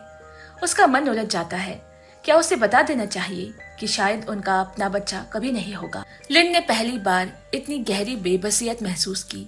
उसे नहीं पता वो रियो के लिए क्या कर सकती है। वे एक दूसरे को देखते हैं, लेकिन फासला फिर भी बहुत बड़ा लगता है। लिन रियो से अपनी उलझन साझा करती है। रियो का जवाब छोटा लेकिन गहरा है। वो कहता है शायद उसे बस अकेले सोचने का वक्त चाहिए। शायद हर समस्या का तुरंत हल जरूरी नहीं। शायद सबसे जरूरी बात यह है कि रियो जान ले कि वो अकेला नहीं है। लिन हर कदम पर उसके साथ है। लेकिन हकीकत अक्सर ड्रामे से ज्यादा नाटकीय होती है। अस्पताल से छुट्टी के बाद वे घर लौटे। घर का माहौल उनके मन के बिल्कुल उलट है। छोटी भतीजी लिविंग रूम में नाच रही है। माँ उसे देखकर तारीफों के पुल बांधती है। कितनी होशियार है, कितनी प्यारी है। हर बात बच्चे पर आकर ही रुक जाती है। अच्छे जीन्स है, अच्छा वंश है। किसी को घर की खामोशी दिखाई नहीं देती। लिन और रियो उस शोर के बीच और भी ज्यादा अकेला महसूस करते हैं। इसी बीच अस्पताल में डॉक्टर ने साफ साफ पुष्टि कर दी, रियो को एंजियोस्पर्मिया है। चाहे वो इस सच को कितना भी नकारने की कोशिश करे, यह सच्चाई बार बार उस पर टूट पड़ती है, इतनी जोर से कि सांस लेना भी मुश्किल हो जाता है। डॉक्टर ने शांत स्वर में कहा, अगर आप बच्चा चाहते हैं तो अब गोद लेना या दूसरा विकल्प संभव है। लिन अपने पति की खामोशी महसूस कर रही है। वो उसका ढांढस बंधाना चाहती है, लेकिन शब्द उसके गले में अटक गए। ये बेबसी एक भारी पत्थर की तरह उसके गले में फंस गई। घर लौटते ही रियो अपने कमरे में खुद को बंद कर लेता। वो कंप्यूटर स्क्रीन पर टकटकी जमाए रहता, बेचैनी में अपनी बीमारी से जुड़ी हर जानकारी खोजता रहता। जितनी ज्यादा वो पढ़ता उतना ही खुद को असहाय और बेउम्मीद महसूस करता। दोनों बिना कहे एक फैसला करते हैं, ये बात माँ को नहीं बताई जाएगी, लेकिन जिंदगी को लोगों से खेलना बहुत पसंद है। कपड़े धोते वक्त माँ को रियो की जांच रिपोर्ट मिल जाती है। अगली सुबह घर का माहौल अजीब तरह से भारी हो गया। दोनों नीचे आए तो देखते हैं डाइनिंग टेबल खाली है। माँ कहीं दिखाई नहीं देती। लिन घबरा कर उनके कमरे का दरवाजा खटखटाती है। काफी देर तक कोई जवाब नहीं। माँ अपने कमरे में रो रही है। यह औरत हमेशा अपने बेटे को सिखाती आई है, ईमानदारी से जियो, कभी झूठ मत बोलो। वो अपने बेटे को कोसते हुए कहती है, तूने तो कभी झूठ नहीं बोला, फिर आज मुझसे क्या छिपा रहा है। दरवाजे के बाहर लिन और रियो समझ जाते हैं माँ ने शायद रिपोर्ट देख ली है। वे उसे शांत करने की कोशिश करते हैं, लेकिन वॉशिंग मशीन रिपोर्ट को पूरी तरह फाड़ चुकी है। माँ सिर्फ एक शब्द देख पाती है, सर्जरी। वो गलत मतलब निकाल लेती है। उसे लगता है इन दोनों ने बच्चा नहीं चाहा, अस्पताल जाकर सर्जरी करवा ली और बच्चे को खत्म कर दिया। इस भयानक गलतफहमी के सामने रियो सन्न रह जाता है। वो हकलाते हुए सच बताने की कोशिश करता है, लेकिन उसी पल लिन उसे रोक देती है और सारी जिम्मेदारी खुद पर ले लेती है। लिन अपनी सास से कहती है, जांच के दौरान मुझे थोड़ी समस्या मिली, इसीलिए सर्जरी करवाई। अब सब ठीक है, बस डॉक्टर ने कहा है कि मैं कभी गर्भवती नहीं हो पाऊंगी। लिन ऐसा इसीलिए करती है ताकि रियो पर बोझ ना पड़े। वो नहीं चाहती कि उसका पति और टूटे, लेकिन ये उसका फैसला रियो को एक नई मुश्किल में डाल देता है। वो दीवार से टिककर चुपचाप खड़ा रहता है। काम पर जाते समय रियो अचानक फूट पड़ता है। उसकी भावनाएं काबू से बाहर हो जाती है। तुमने मेरे लिए फैसला क्यों लिया? चाहे तुम्हारी मंशा कितनी भी अच्छी हो, ये मामला मुझसे जुड़ा है। इस जिम्मेदारी को मुझे खुद उठाने देना चाहिए, लिन धीमी आवाज में कहती है। जब हमें वैसे भी बच्चे नहीं होने और मैं पहले से मां नहीं बनना चाहती थी, तो ये बोझ मुझ पर ही आने दो। उसका लहजा नरम, लेकिन उसके भीतर थकान और कड़वाहट छुप नहीं पाती। उन दोनों के बीच जो खामोशी है, जो दिल का दर्द है, वो सिर्फ बच्चे की वजह से नहीं है। वो इस वजह से है कि एक ऐसी सच्चाई के सामने जो बदली नहीं जा सकती। वे एक दूसरे को पूरी तरह समझने और सुलझाने का तरीका ढूंढ नहीं पा रहे। वे एक दूसरे से बहुत प्यार करते हैं, लेकिन वो ये भी जानते हैं कि कुछ बातें आसानी से कही नहीं जाती और कुछ दर्द आसानी से ठीक नहीं होते। उसी समय लिन की जिंदगी में एक और झटका लगता है। उसने जो विज्ञापन क्लाइंट की मांग के अनुसार एडिट किया था, स्क्रीनिंग के दौरान बोर्ड के चेयरमैन को दिखाया गया और वो भड़क उठता है। सबके सामने चिल्लाने लगता है।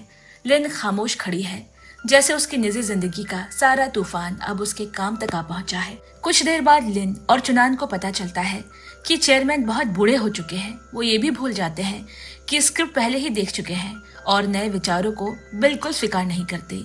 मुसीबत और बढ़ जाती है। पूरी फिल्म को सिर्फ एक ही रात में दोबारा एडिट करना है। लिन समझ जाती है आज की रात नींद के लिए नहीं है।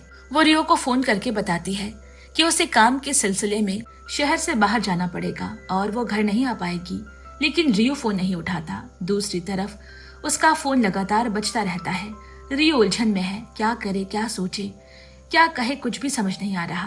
पास बैठी महिला सहकर्मी कुछ महसूस कर लेती है। वो जानबूझकर बातों का रुख बदलती है और रियो से उन काम की तकनीकों की तारीफ करती है जो वो अक्सर उसे सिखाता है। वो बहुत आभार जताती है, मानो इन शब्दों के जरिए दोनों के बीच दूरी कम करना चाहती हो। उधर सभी को पता चलता है कि आज लिन बिजनेस ट्रिप पर और रियो की माँ मंदिर पूजा के लिए जा रही है, तो सभी सहकर्मी रियो के घर इकट्ठा हो जाते हैं। महिला सहकर्मी मौके का फायदा उठाकर अपने बेटे को भी साथ ले आती है। बहाना रियो की जैकेट लौटानी है, लेकिन असल में वो खुलकर लिन की जगह कदम रख देती है। उसी समय लिन शहर से बाहर फिल्म एडिट कर रही है। अजीब संजोग है, काम की जगह उसका पुराना स्कूल है। चुनान देखता है लिन बार बार उदास हो रही है। वो उसे स्टूडेंट लाइफ के दिनों की पुरानी पसंदीदा चीजें खाने ले जाता है। लिन मुस्कुराने की कोशिश करती है, लेकिन उसकी आंखों में थकान और निराशा छुप नहीं पाती। कुछ देर चलने के बाद ऊंची एड़ी की जूती से लिन के पैरों में छाले पड़ जाते हैं और अचानक चुनान पास की दुकान से चप्पलों की एक जोड़ी ले आता है। वो धीरे से बैठकर लिन के जूते बदलता है, पैरों पर बैंडेड लगाता है। चप्पल पहनने के बाद दोनों खामोशी से आगे बढ़ते हैं। हवा में एक नाजुक सा एहसास तैर रहा है।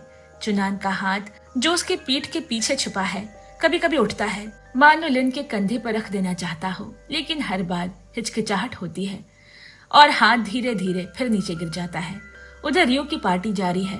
वो महिला सहकर्मी और उसका छोटा बेटा रियो के साथ लेगो खेलने लगते हैं।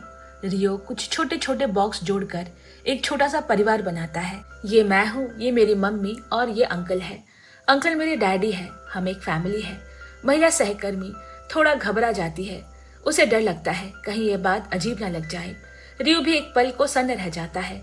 उसके चेहरे पर जटिल भाव उभरते हैं, लेकिन वो जल्द ही खुद को संभाल लेता है। रात के 12 बजते हैं, लेकिन उस महिला का बेटा घर जाने को तैयार नहीं। रियो उसे थोड़ी देर और खेलने देता है। वो चुपचाप बच्चे को लेगो जोड़ते हुए देखता रहता है और उसे एहसास होता है वो सच में बच्चा चाहता है। इधर लिन और चुनान कॉलेज के दिनों को याद कर रहे हैं। यादें बहुत है और हर याद में एक हल्की सी नजदीकी घुली है, कभी हंसी तो कभी चुप्पी। चुनान उस दिन का जिक्र करता है जब कैंपस में बाढ़ आ गई थी। वो हंसते हुए बताता है कैसे वो पागलों की तरह लिन को ढूंढ रहा था, उसे बचाने की कोशिश में। उसी घबराहट में उसने अपने प्यार का इजहार भी कर दिया था। लिन हंस देती है। उसे लगता था कि वो तो बस एक मजाक था। अचानक चुनान चुप हो गया। वो सीधे लिन की आंखों में देखते हुए गंभीर स्वर में पूछता है, अगर हम फिर से शुरुआत कर पाते तो क्या हम साथ होते? लिन थकी सी मुस्कान के साथ पूछती है, कहाँ से शुरू करें?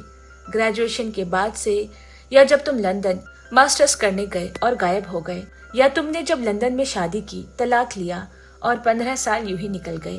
वो शांत है, शायद इसीलिए क्योंकि अब इस सवाल से उसका दिल नहीं कांपता।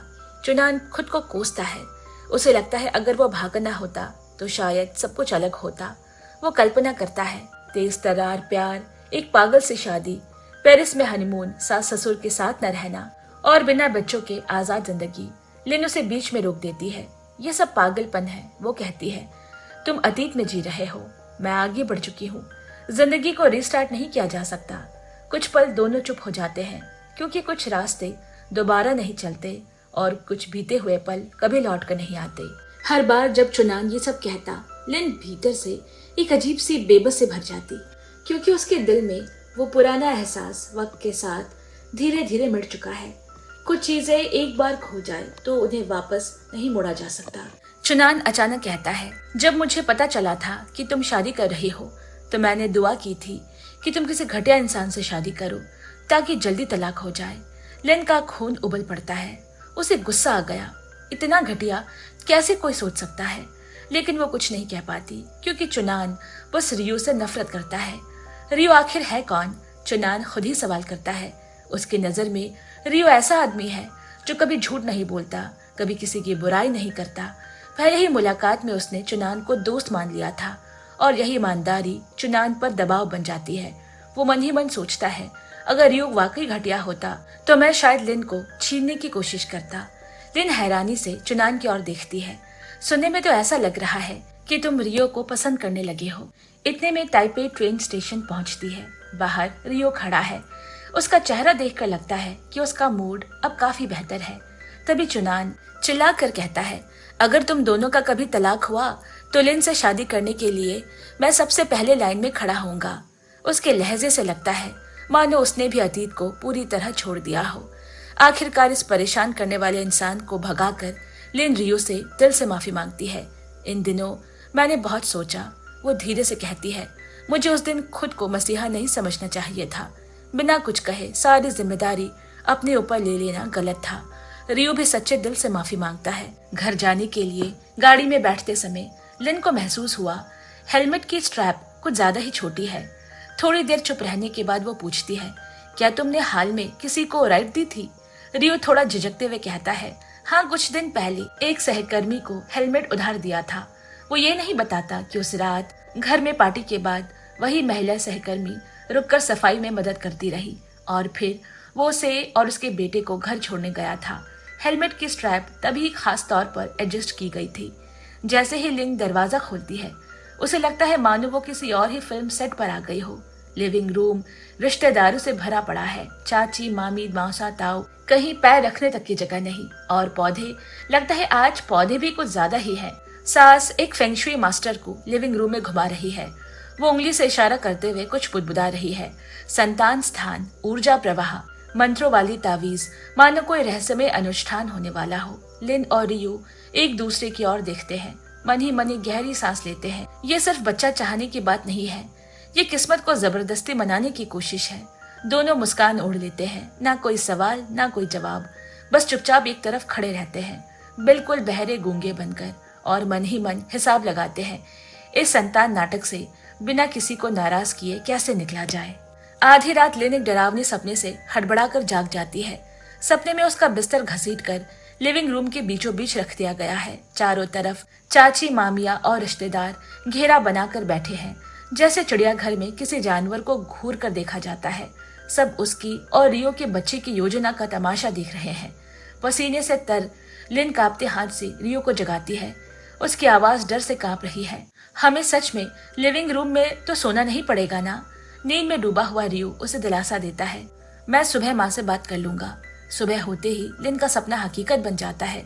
जैसे ही वो नीचे पहुंची, देखती है उसका घर घर नहीं है, वो सम्मेलन स्थल बन चुका है। रिश्तेदार हर कोने में फैले हैं। घर में छिपने की जगह तक नहीं बची। महिलाएं एक ही मिशन पर है, लिन को गर्भवती करना को याद दिला रहा है। अब हत्या मत करना, सिर्फ शाकाहारी खाना। दूसरी चाची हाथ में पारंपरिक चीनी दवा लिए बैठी है। कहती है सुबह 4 बजे से लाइन में लगी थी, पी लो, एक ही बार में बेटा होगा। आजकल के डॉक्टरों की मत सुनना, ये दवा सब कुछ ठीक कर देती है। लिन दवा गले से उतारती है। तेज मछली जैसी गंध, उल्टी लगभग मुंह तक आ ही जाती। पास बैठी एक बुआ फुसफुसा कर कहती है ये गधे की हड्डी से बनी जेलिटन है, इससे खून बढ़ता है, बहुत महंगी है। लिन कमजोर आवाज में पूछती है तो ये जानवर मारना नहीं गिना जाएगा क्या?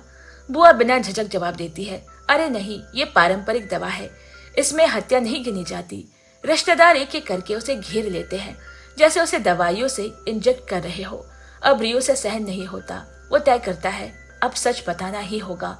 वो माँ को ऊपर बुलाना चाहता है लेकिन माँ कोई जवाब नहीं देती, जिद पर अड़ी है यही कहो सबके सामने।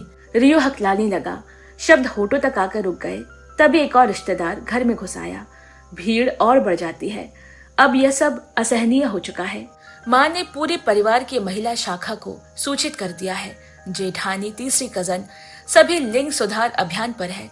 जो भी आता एक ही वाक्य कहता, हिम्मत रखो, और फिर अपनी अपनी IVF इंजेक्शन नाकामियों की कहानी सुनाता है। डॉक्टर बदलो, ये वाला जरूर काम करेगा।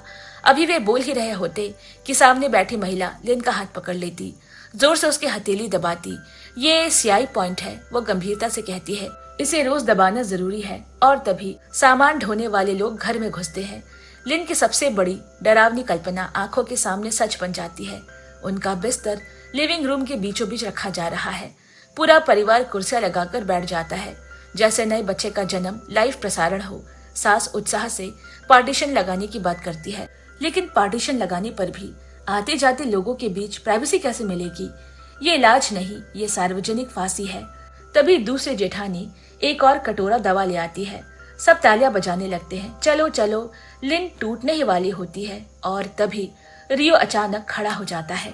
उसके हाथ से दवा का कटोरा छीनता है और एक सांस में खाली कर देता है। माँ चीख पड़ती है, ये बांझपन की दवा है, तुम नहीं पी सकते। रियो पहली बार सच बोलता है, बांझ मैं हूँ। माँ अब भी समझने का नाटक करती है, तुम तो बेटे हो, तुम कैसे गर्भवती होगे? रियो अब साफ कहता है, मैं ही बांझ हूँ। एक पल में पूरा लिविंग रूम जैसे दुनिया की बोझ से दब जाता है। सब जहाँ के तहाँ जम जाते हैं और पूरे घर में सन्नाटा छा जाता है। उस शाम लिन देखती है कि माँ अब तक सोई नहीं। वो पुरानी तस्वीरों का एल्बम पलट रही है। हर तस्वीर के साथ यादों की परतें खुलती जा रही है। रियो बचपन से ही कमजोर रहा है। जैसे ही मौसम ठंडा होता, कभी सर्दी कभी दस्त, बीमारी उसका पीछा ही नहीं छोड़ती थी। माँ की आवाज थकी हुई, मैं उसे इतनी बार डॉक्टर के पास ले गई हूँ कि डर लगने लगा था। वो तस्वीर पर उंगली फेरते हुए कहती है, पहले मुझे खाना बनाना भी नहीं आता था, लेकिन रियो बाहर का खाना खा नहीं पाता तो मुझे सीखना पड़ा। नौकरी भी, बच्चे की देखभाल भी, मैं बहुत थक जाती थी। मंदिरों से बस वो एक ही दुआ मांगती, भगवान मेरे बेटे को अच्छा खाना मिले, अच्छी नींद आए और स्वास्थ्य अच्छा हो। अचानक माँ की आवाज कांप जाती है। वो लिन की तरफ देखती है। लिन, क्या मेरी गलती है? क्या मैंने गर्भ में रहते हुए बहुत ज्यादा मक्खन खा लिया हो, इसीलिए रियो ऐसा हो गया? वो खुद से बुदबुदाती है, मैंने कहीं न कहीं जरूर कुछ गलत किया होगा। लिन का दिल भीतर से टूट जाता है। वो धीरे से कहती है, माँ आपने कुछ भी गलत नहीं किया। रियो बिल्कुल स्वस्थ है, वो अच्छा खाता है, अच्छी नींद लेता है। उस दिन बिस्तर नीचे लाया जा चुका है, इसीलिए लिन और रियो फर्श पर सोते हैं। लिन की आंखों में नींद नहीं, लेकिन रियो फर्श पर भी खराटे ले रहा है। लिन लिविंग रूम में रखे बिस्तर के ढांचे को देखती है और तय करती है इसे वापस ऊपर ले जाना चाहिए। जैसे ही वो उसे हिलाती है, सांस तुरंत रोक देती है। ये बहुत भारी है, अकेली मत उठाओ। लिन हल्के से मुस्कुराती है, माँ मैं ताइपेई में पिछले 10 सालों से 6 बार घर बदल चुकी हूँ। हर 2-3 साल में एक नई जगह। वो याद करते हुए कहती है, एक बार तो सिर्फ 6 महीने हुए थे कि मकान मालिक ने कहा घर बेच रहे हैं, अब किराए पर नहीं देंगे। लिन आह भरती है, किराए का घर हमेशा किसी और का घर लगता था, तभी मैंने तय किया था एक दिन मेरा अपना घर होगा। सास लिन को ध्यान से देखती है जैसे कुछ समझ रही हो। दोनों महिलाएं मिलकर बिस्तर खोलने लगती है और तभी एक ऐसा चमत्कार होता है। जो ससुर घर के पौधे की तरह हमेशा चुप रहता था, वह बाहर आ गया, मदद करता है। रियो भी नीचे आ जाता है। तूफान के बाद परिवार अनजाने में फिर से एक साथ खड़ा हो गया है। अगले दिन ऑफिस में महिला सहकर्मी रियो को खाना देती है, फिर अपने बेटे का लेगो खेलते हुए वीडियो दिखाती है। उसकी आंखों में हल्की सी उम्मीद है, मानो उसकी प्रतिक्रिया परख रही हो। तभी लिन का फोन आता है। आज शाम फिल्म देखने चलेंगे। महिला सहकर्मी चुपचाप नजरें चुरा लेती है। शाम को लिन सिनेमा हॉल में अचानक फार्मेसी वाले से टकरा गई। दोनों बातें करने लगते हैं। लिन कहती है, एक एक्सीडेंट ने मुझे सही इंसान से मिला दिया। 1 साल बाद मैंने शादी कर ली। खुश हो? वो पूछता है। लिन सोच कर कहती है, शादी को पूरी तरह खुश या दुखी कहना मुश्किल है। कभी लगता है अकेले बेहतर होती, लेकिन जब साथ मिलकर मुश्किल पार करते हैं तो थोड़ी खुशी मिलती है। शायद शादी यही है, पूरी खुशी नहीं पर खुशी के करीब जाने की कोशिश। अब फिल्म शुरू होने वाली है। रियो का मैसेज आया, क्लाइंट के साथ फंसा हो, नहीं आ पाऊंगा। लिन सिनेमा हॉल में इधर उधर घूमती है और तभी वो देखती है फार्मेसी वाला किसी और लड़की के साथ उसी गर्मजोशी से बात कर रहा है। वही अंदाज, वही शब्द। लिन समझ जाती है, जब इंसान अकेला और ठंडा होता है तो किसी का साधारण सा ध्यान भी रोशनी जैसा लगता है, पर असल में दूसरे की दुनिया में बहुत से लोग होते हैं। लिन मुस्कुराती है। वो मन ही मन उसे विदा लेती है। अब कोई उलझन नहीं। उधर रियो की पार्टी नशे में बदल जाती है। शराब उसके शरीर में उथल पुथल मचा देती है। वो महिला सहकर्मी के साथ एक ही कार में बैठता है। कार रुकती है और अनजाने में वो उसके घर का दरवाजा खटखटा देता है। उस रात रियो घर नहीं लौटता। लिन पूरी रात करवटें बदलती रहती है। फोन देखती है, कोई कॉल नहीं। दिल पर भारी पत्थर रखा। सुबह वो बिस्तर के किनारे बैठी है, समझ नहीं पा रही कि वो क्या सोचे। तभी दरवाजा खुलता है। रियो अंदर आया। वो कुछ कहना चाहता है पर शब्द साथ नहीं देते। आखिर कहता है, मैं पी नहीं पाता, फिर भी उसके लिए पी ली। कब और कैसे उसके घर में रुका मुझे खुद पता नहीं। कमरे में सन्नाटा फैल जाता है और उनके रिश्ते के सामने एक और कठिन इम्तिहान खड़ा हो गया। उस रात रियो ने कहा कि वो पूरी तरह होश में नहीं था। वो अपनी सहकर्मी के घर के फर्श पर ही सो गया। सुबह आंख खुली तो वो खुद डर गया। बिना किसी को बताए जल्दी जल्दी अपना सामान समेटा और सीधे घर भाग आया। उसकी सफाई सुनकर लिन का मन और भी बेचैन हो उठा। वो चाहती तो है कि उस पर भरोसा कर ले, लेकिन रियो के सारे काम बहुत ज्यादा संदिग्ध लग रहे हैं। ऊपर से घर आते ही उसका सीधा नहाने भाग जाना, ये कहते हुए कि उसके शरीर से शराब की बदबू आ रही है। लिन का शक और गहरा कर गया और तभी जैसे जख्मों पर नमक पड़ गया हो, उसके फोन पर उसी महिला सहकर्मी का मैसेज आया। भले ही वो सिर्फ मीटिंग की सूचना थी, लेकिन लिन के दिल में वो एक सुई की तरह चुभ गई। हर छोटी सी बात अब उसे और बड़ी लगने लगी। ऐसा महसूस होने लगा मानो कुछ चल रहा हो और वो चाहकर भी उसे रोक नहीं पा रही। रियो का फोन सामने रखा है और लिन का दिल हजारों धागों से खिंचता हुआ वहीं अटका है। वो जानती है अगर उसने इस पल फोन खोल लिया तो जो होगा उसे वापस लौटा नहीं जा सकता। ये फैसला आगे की पूरी जिंदगी बदल सकता है। ऑफिस में सहकर्मियों ने उसे अपनी अपनी राय दी। सिस्टर ना ने चेतावनी दी, कभी भी फोन मत देखना, जो दिख गया वो दिल से कभी नहीं जाएगा, भरोसा पूरी तरह टूट जाएगा। उसकी आवाज में ऐसा दर्द है मानो वो खुद भी ये सब झेल चुकी हो। चुनान ने तर्क की बात की, सबूत ना मिले तो भी शक बना रहता है और शक सबसे खतरनाक होता है। हर कॉल, हर मैसेज दिल की धड़कन बढ़ा देता है। उसने बताया कि उसकी पूर्व पत्नी इसी शक में धीरे धीरे छूट गई। फिर मजाक में बोला, लेकिन रियो वो तो स्नो वाइट है, वो झूठ नहीं बोलेगा। किसे पता था कि सबसे साफ दिखने वाला इंसान ही सबसे आसानी से भ्रम पैदा कर देता है। कुछ ही दिनों में हकीकत ने लिन के डर को सच में साबित कर दिया। एक दिन वो जानबूझकर रियो के ऑफिस बिल्डिंग के पास गई। वो खुद देखना चाहती थी। वहीं उसकी मुलाकात उस महिला सहकर्मी से हुई जो हमेशा मुस्कुराकर सीनियर कहती है। लेकिन लिन को देखते ही उसका चेहरा ठंडा पड़ गया और वह बिना कुछ कहे मुड़कर चली गई। उसी रात लिन को महसूस हुआ घर में रखी रियो की शर्ट से वही खुशबू आ रही है जो उस महिला से आती है। आधी रात तक लिन का दिल शांत नहीं हुआ।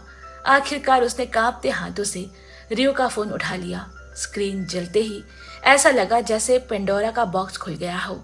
वो राज सामने आ गया जैसे वो कभी जानना नहीं चाहती थी।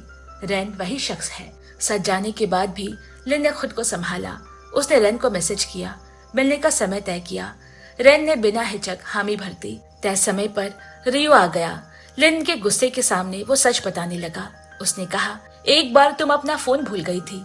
उसमें डेटिंग ऐप का नोटिफिकेशन दिखा। मैं डर गया। तुम्हें समझने के लिए मैंने भी फेक अकाउंट बना लिया।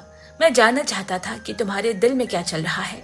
लिन को ये सब अजीब तो लगा, लेकिन वो बहस के मूड में नहीं थी। उसने बस पूछा, अगर तुमने ऐप डाउनलोड किया भी तो इतनी सटीक मैचिंग कैसे हो गई? रियो हंस पड़ा। तुम्हारी सारी पसंदें चुनी। तुम्हें क्या पसंद है, बातें, ट्रैवल, फिल्में, किताबें, सही काम के लिए सही किरदार। अब शक की बारी उसकी है। आखिर लिन मान गई कि उसने उसका फोन देखा था। वो बिना किसी पछतावे के बोली, तुम रात भर एक महिला के साथ रहे, शराब पी और उसकी खुशबू लेकर घर आए। इतना तो बनता है। रियो सफाई देता रहा, लेकिन बातें और कमजोर लगती चली गई। लिन उठकर चली गई। तब रियो ने आखिरकार पूरी सच्चाई बता दी। उस रात नशे में उस महिला ने अपने दिल की बात कह दी थी। रियो ने उसे भ्रम में नहीं रखा। उसने साफ साफ कहा कि वो वैसा आदर्श पुरुष नहीं। वो खर्राटे लेता है, बाथरूम का दरवाजा बंद नहीं करता और घर के झगड़ों से बचने के लिए ऑफिस में देर तक रुक जाता है। महिला सहकर्मी समझ गई। वो दुखी हुई, लेकिन उसने कोई हद पार नहीं की और यही उनके शक और झगड़े खत्म हो गए। लिन और रियो ने एक रेस्टोरेंट में जाकर खाना खाया। रियो ने पूछा, क्या तुमने कभी सच में तलाक के बारे में सोचा? लिन बोली, हर कुछ दिनों में, लेकिन फिर सोचती तुम कितना रोगे और मेरा दिल पिघल जाता। आखिर में रियो ने वही सवाल पूछा जो उसके दिल में बरसों से था, तुमने मुझसे शादी क्यों की? लिन मुस्कुरा दी। पहली रात याद आई। वो काम में उलझी थी, घर अस्त व्यस्त था और रियो ने बिना कुछ कहे सब संभाल लिया था। तभी उसने सोचा, इस आदमी के साथ जिंदगी शायद सही रहेगी, क्योंकि सही इंसान वो नहीं होता जो परफेक्ट हो, बल्कि वो होता है जो आपकी कमी को अपनाए। लिन तलाक नहीं चुनती। वो रियो का हाथ थाम कर आगे बढ़ती है, एक ऐसे अंत की ओर जिसे कुछ लोग सुखद कहते हैं और कुछ लोग अवास्तविक। लेकिन सच यही है, ये कहानी हमारे समय की शादी, आजादी, डर और उम्मीदों का आईना है। तो दोस्तों, ये कहानी आपको कैसी लगी कमेंट में जरूर बताएं। पसंद आई हो तो लाइक करें, शेयर करें और इसी तरह नए नए कोरियन ड्रामा और वेब सीरीज की नोटिफिकेशन पाने के लिए चैनल को सब्सक्राइब पक्के से करें। जल्द मिलते हैं, तब तक के लिए bye bye and take care.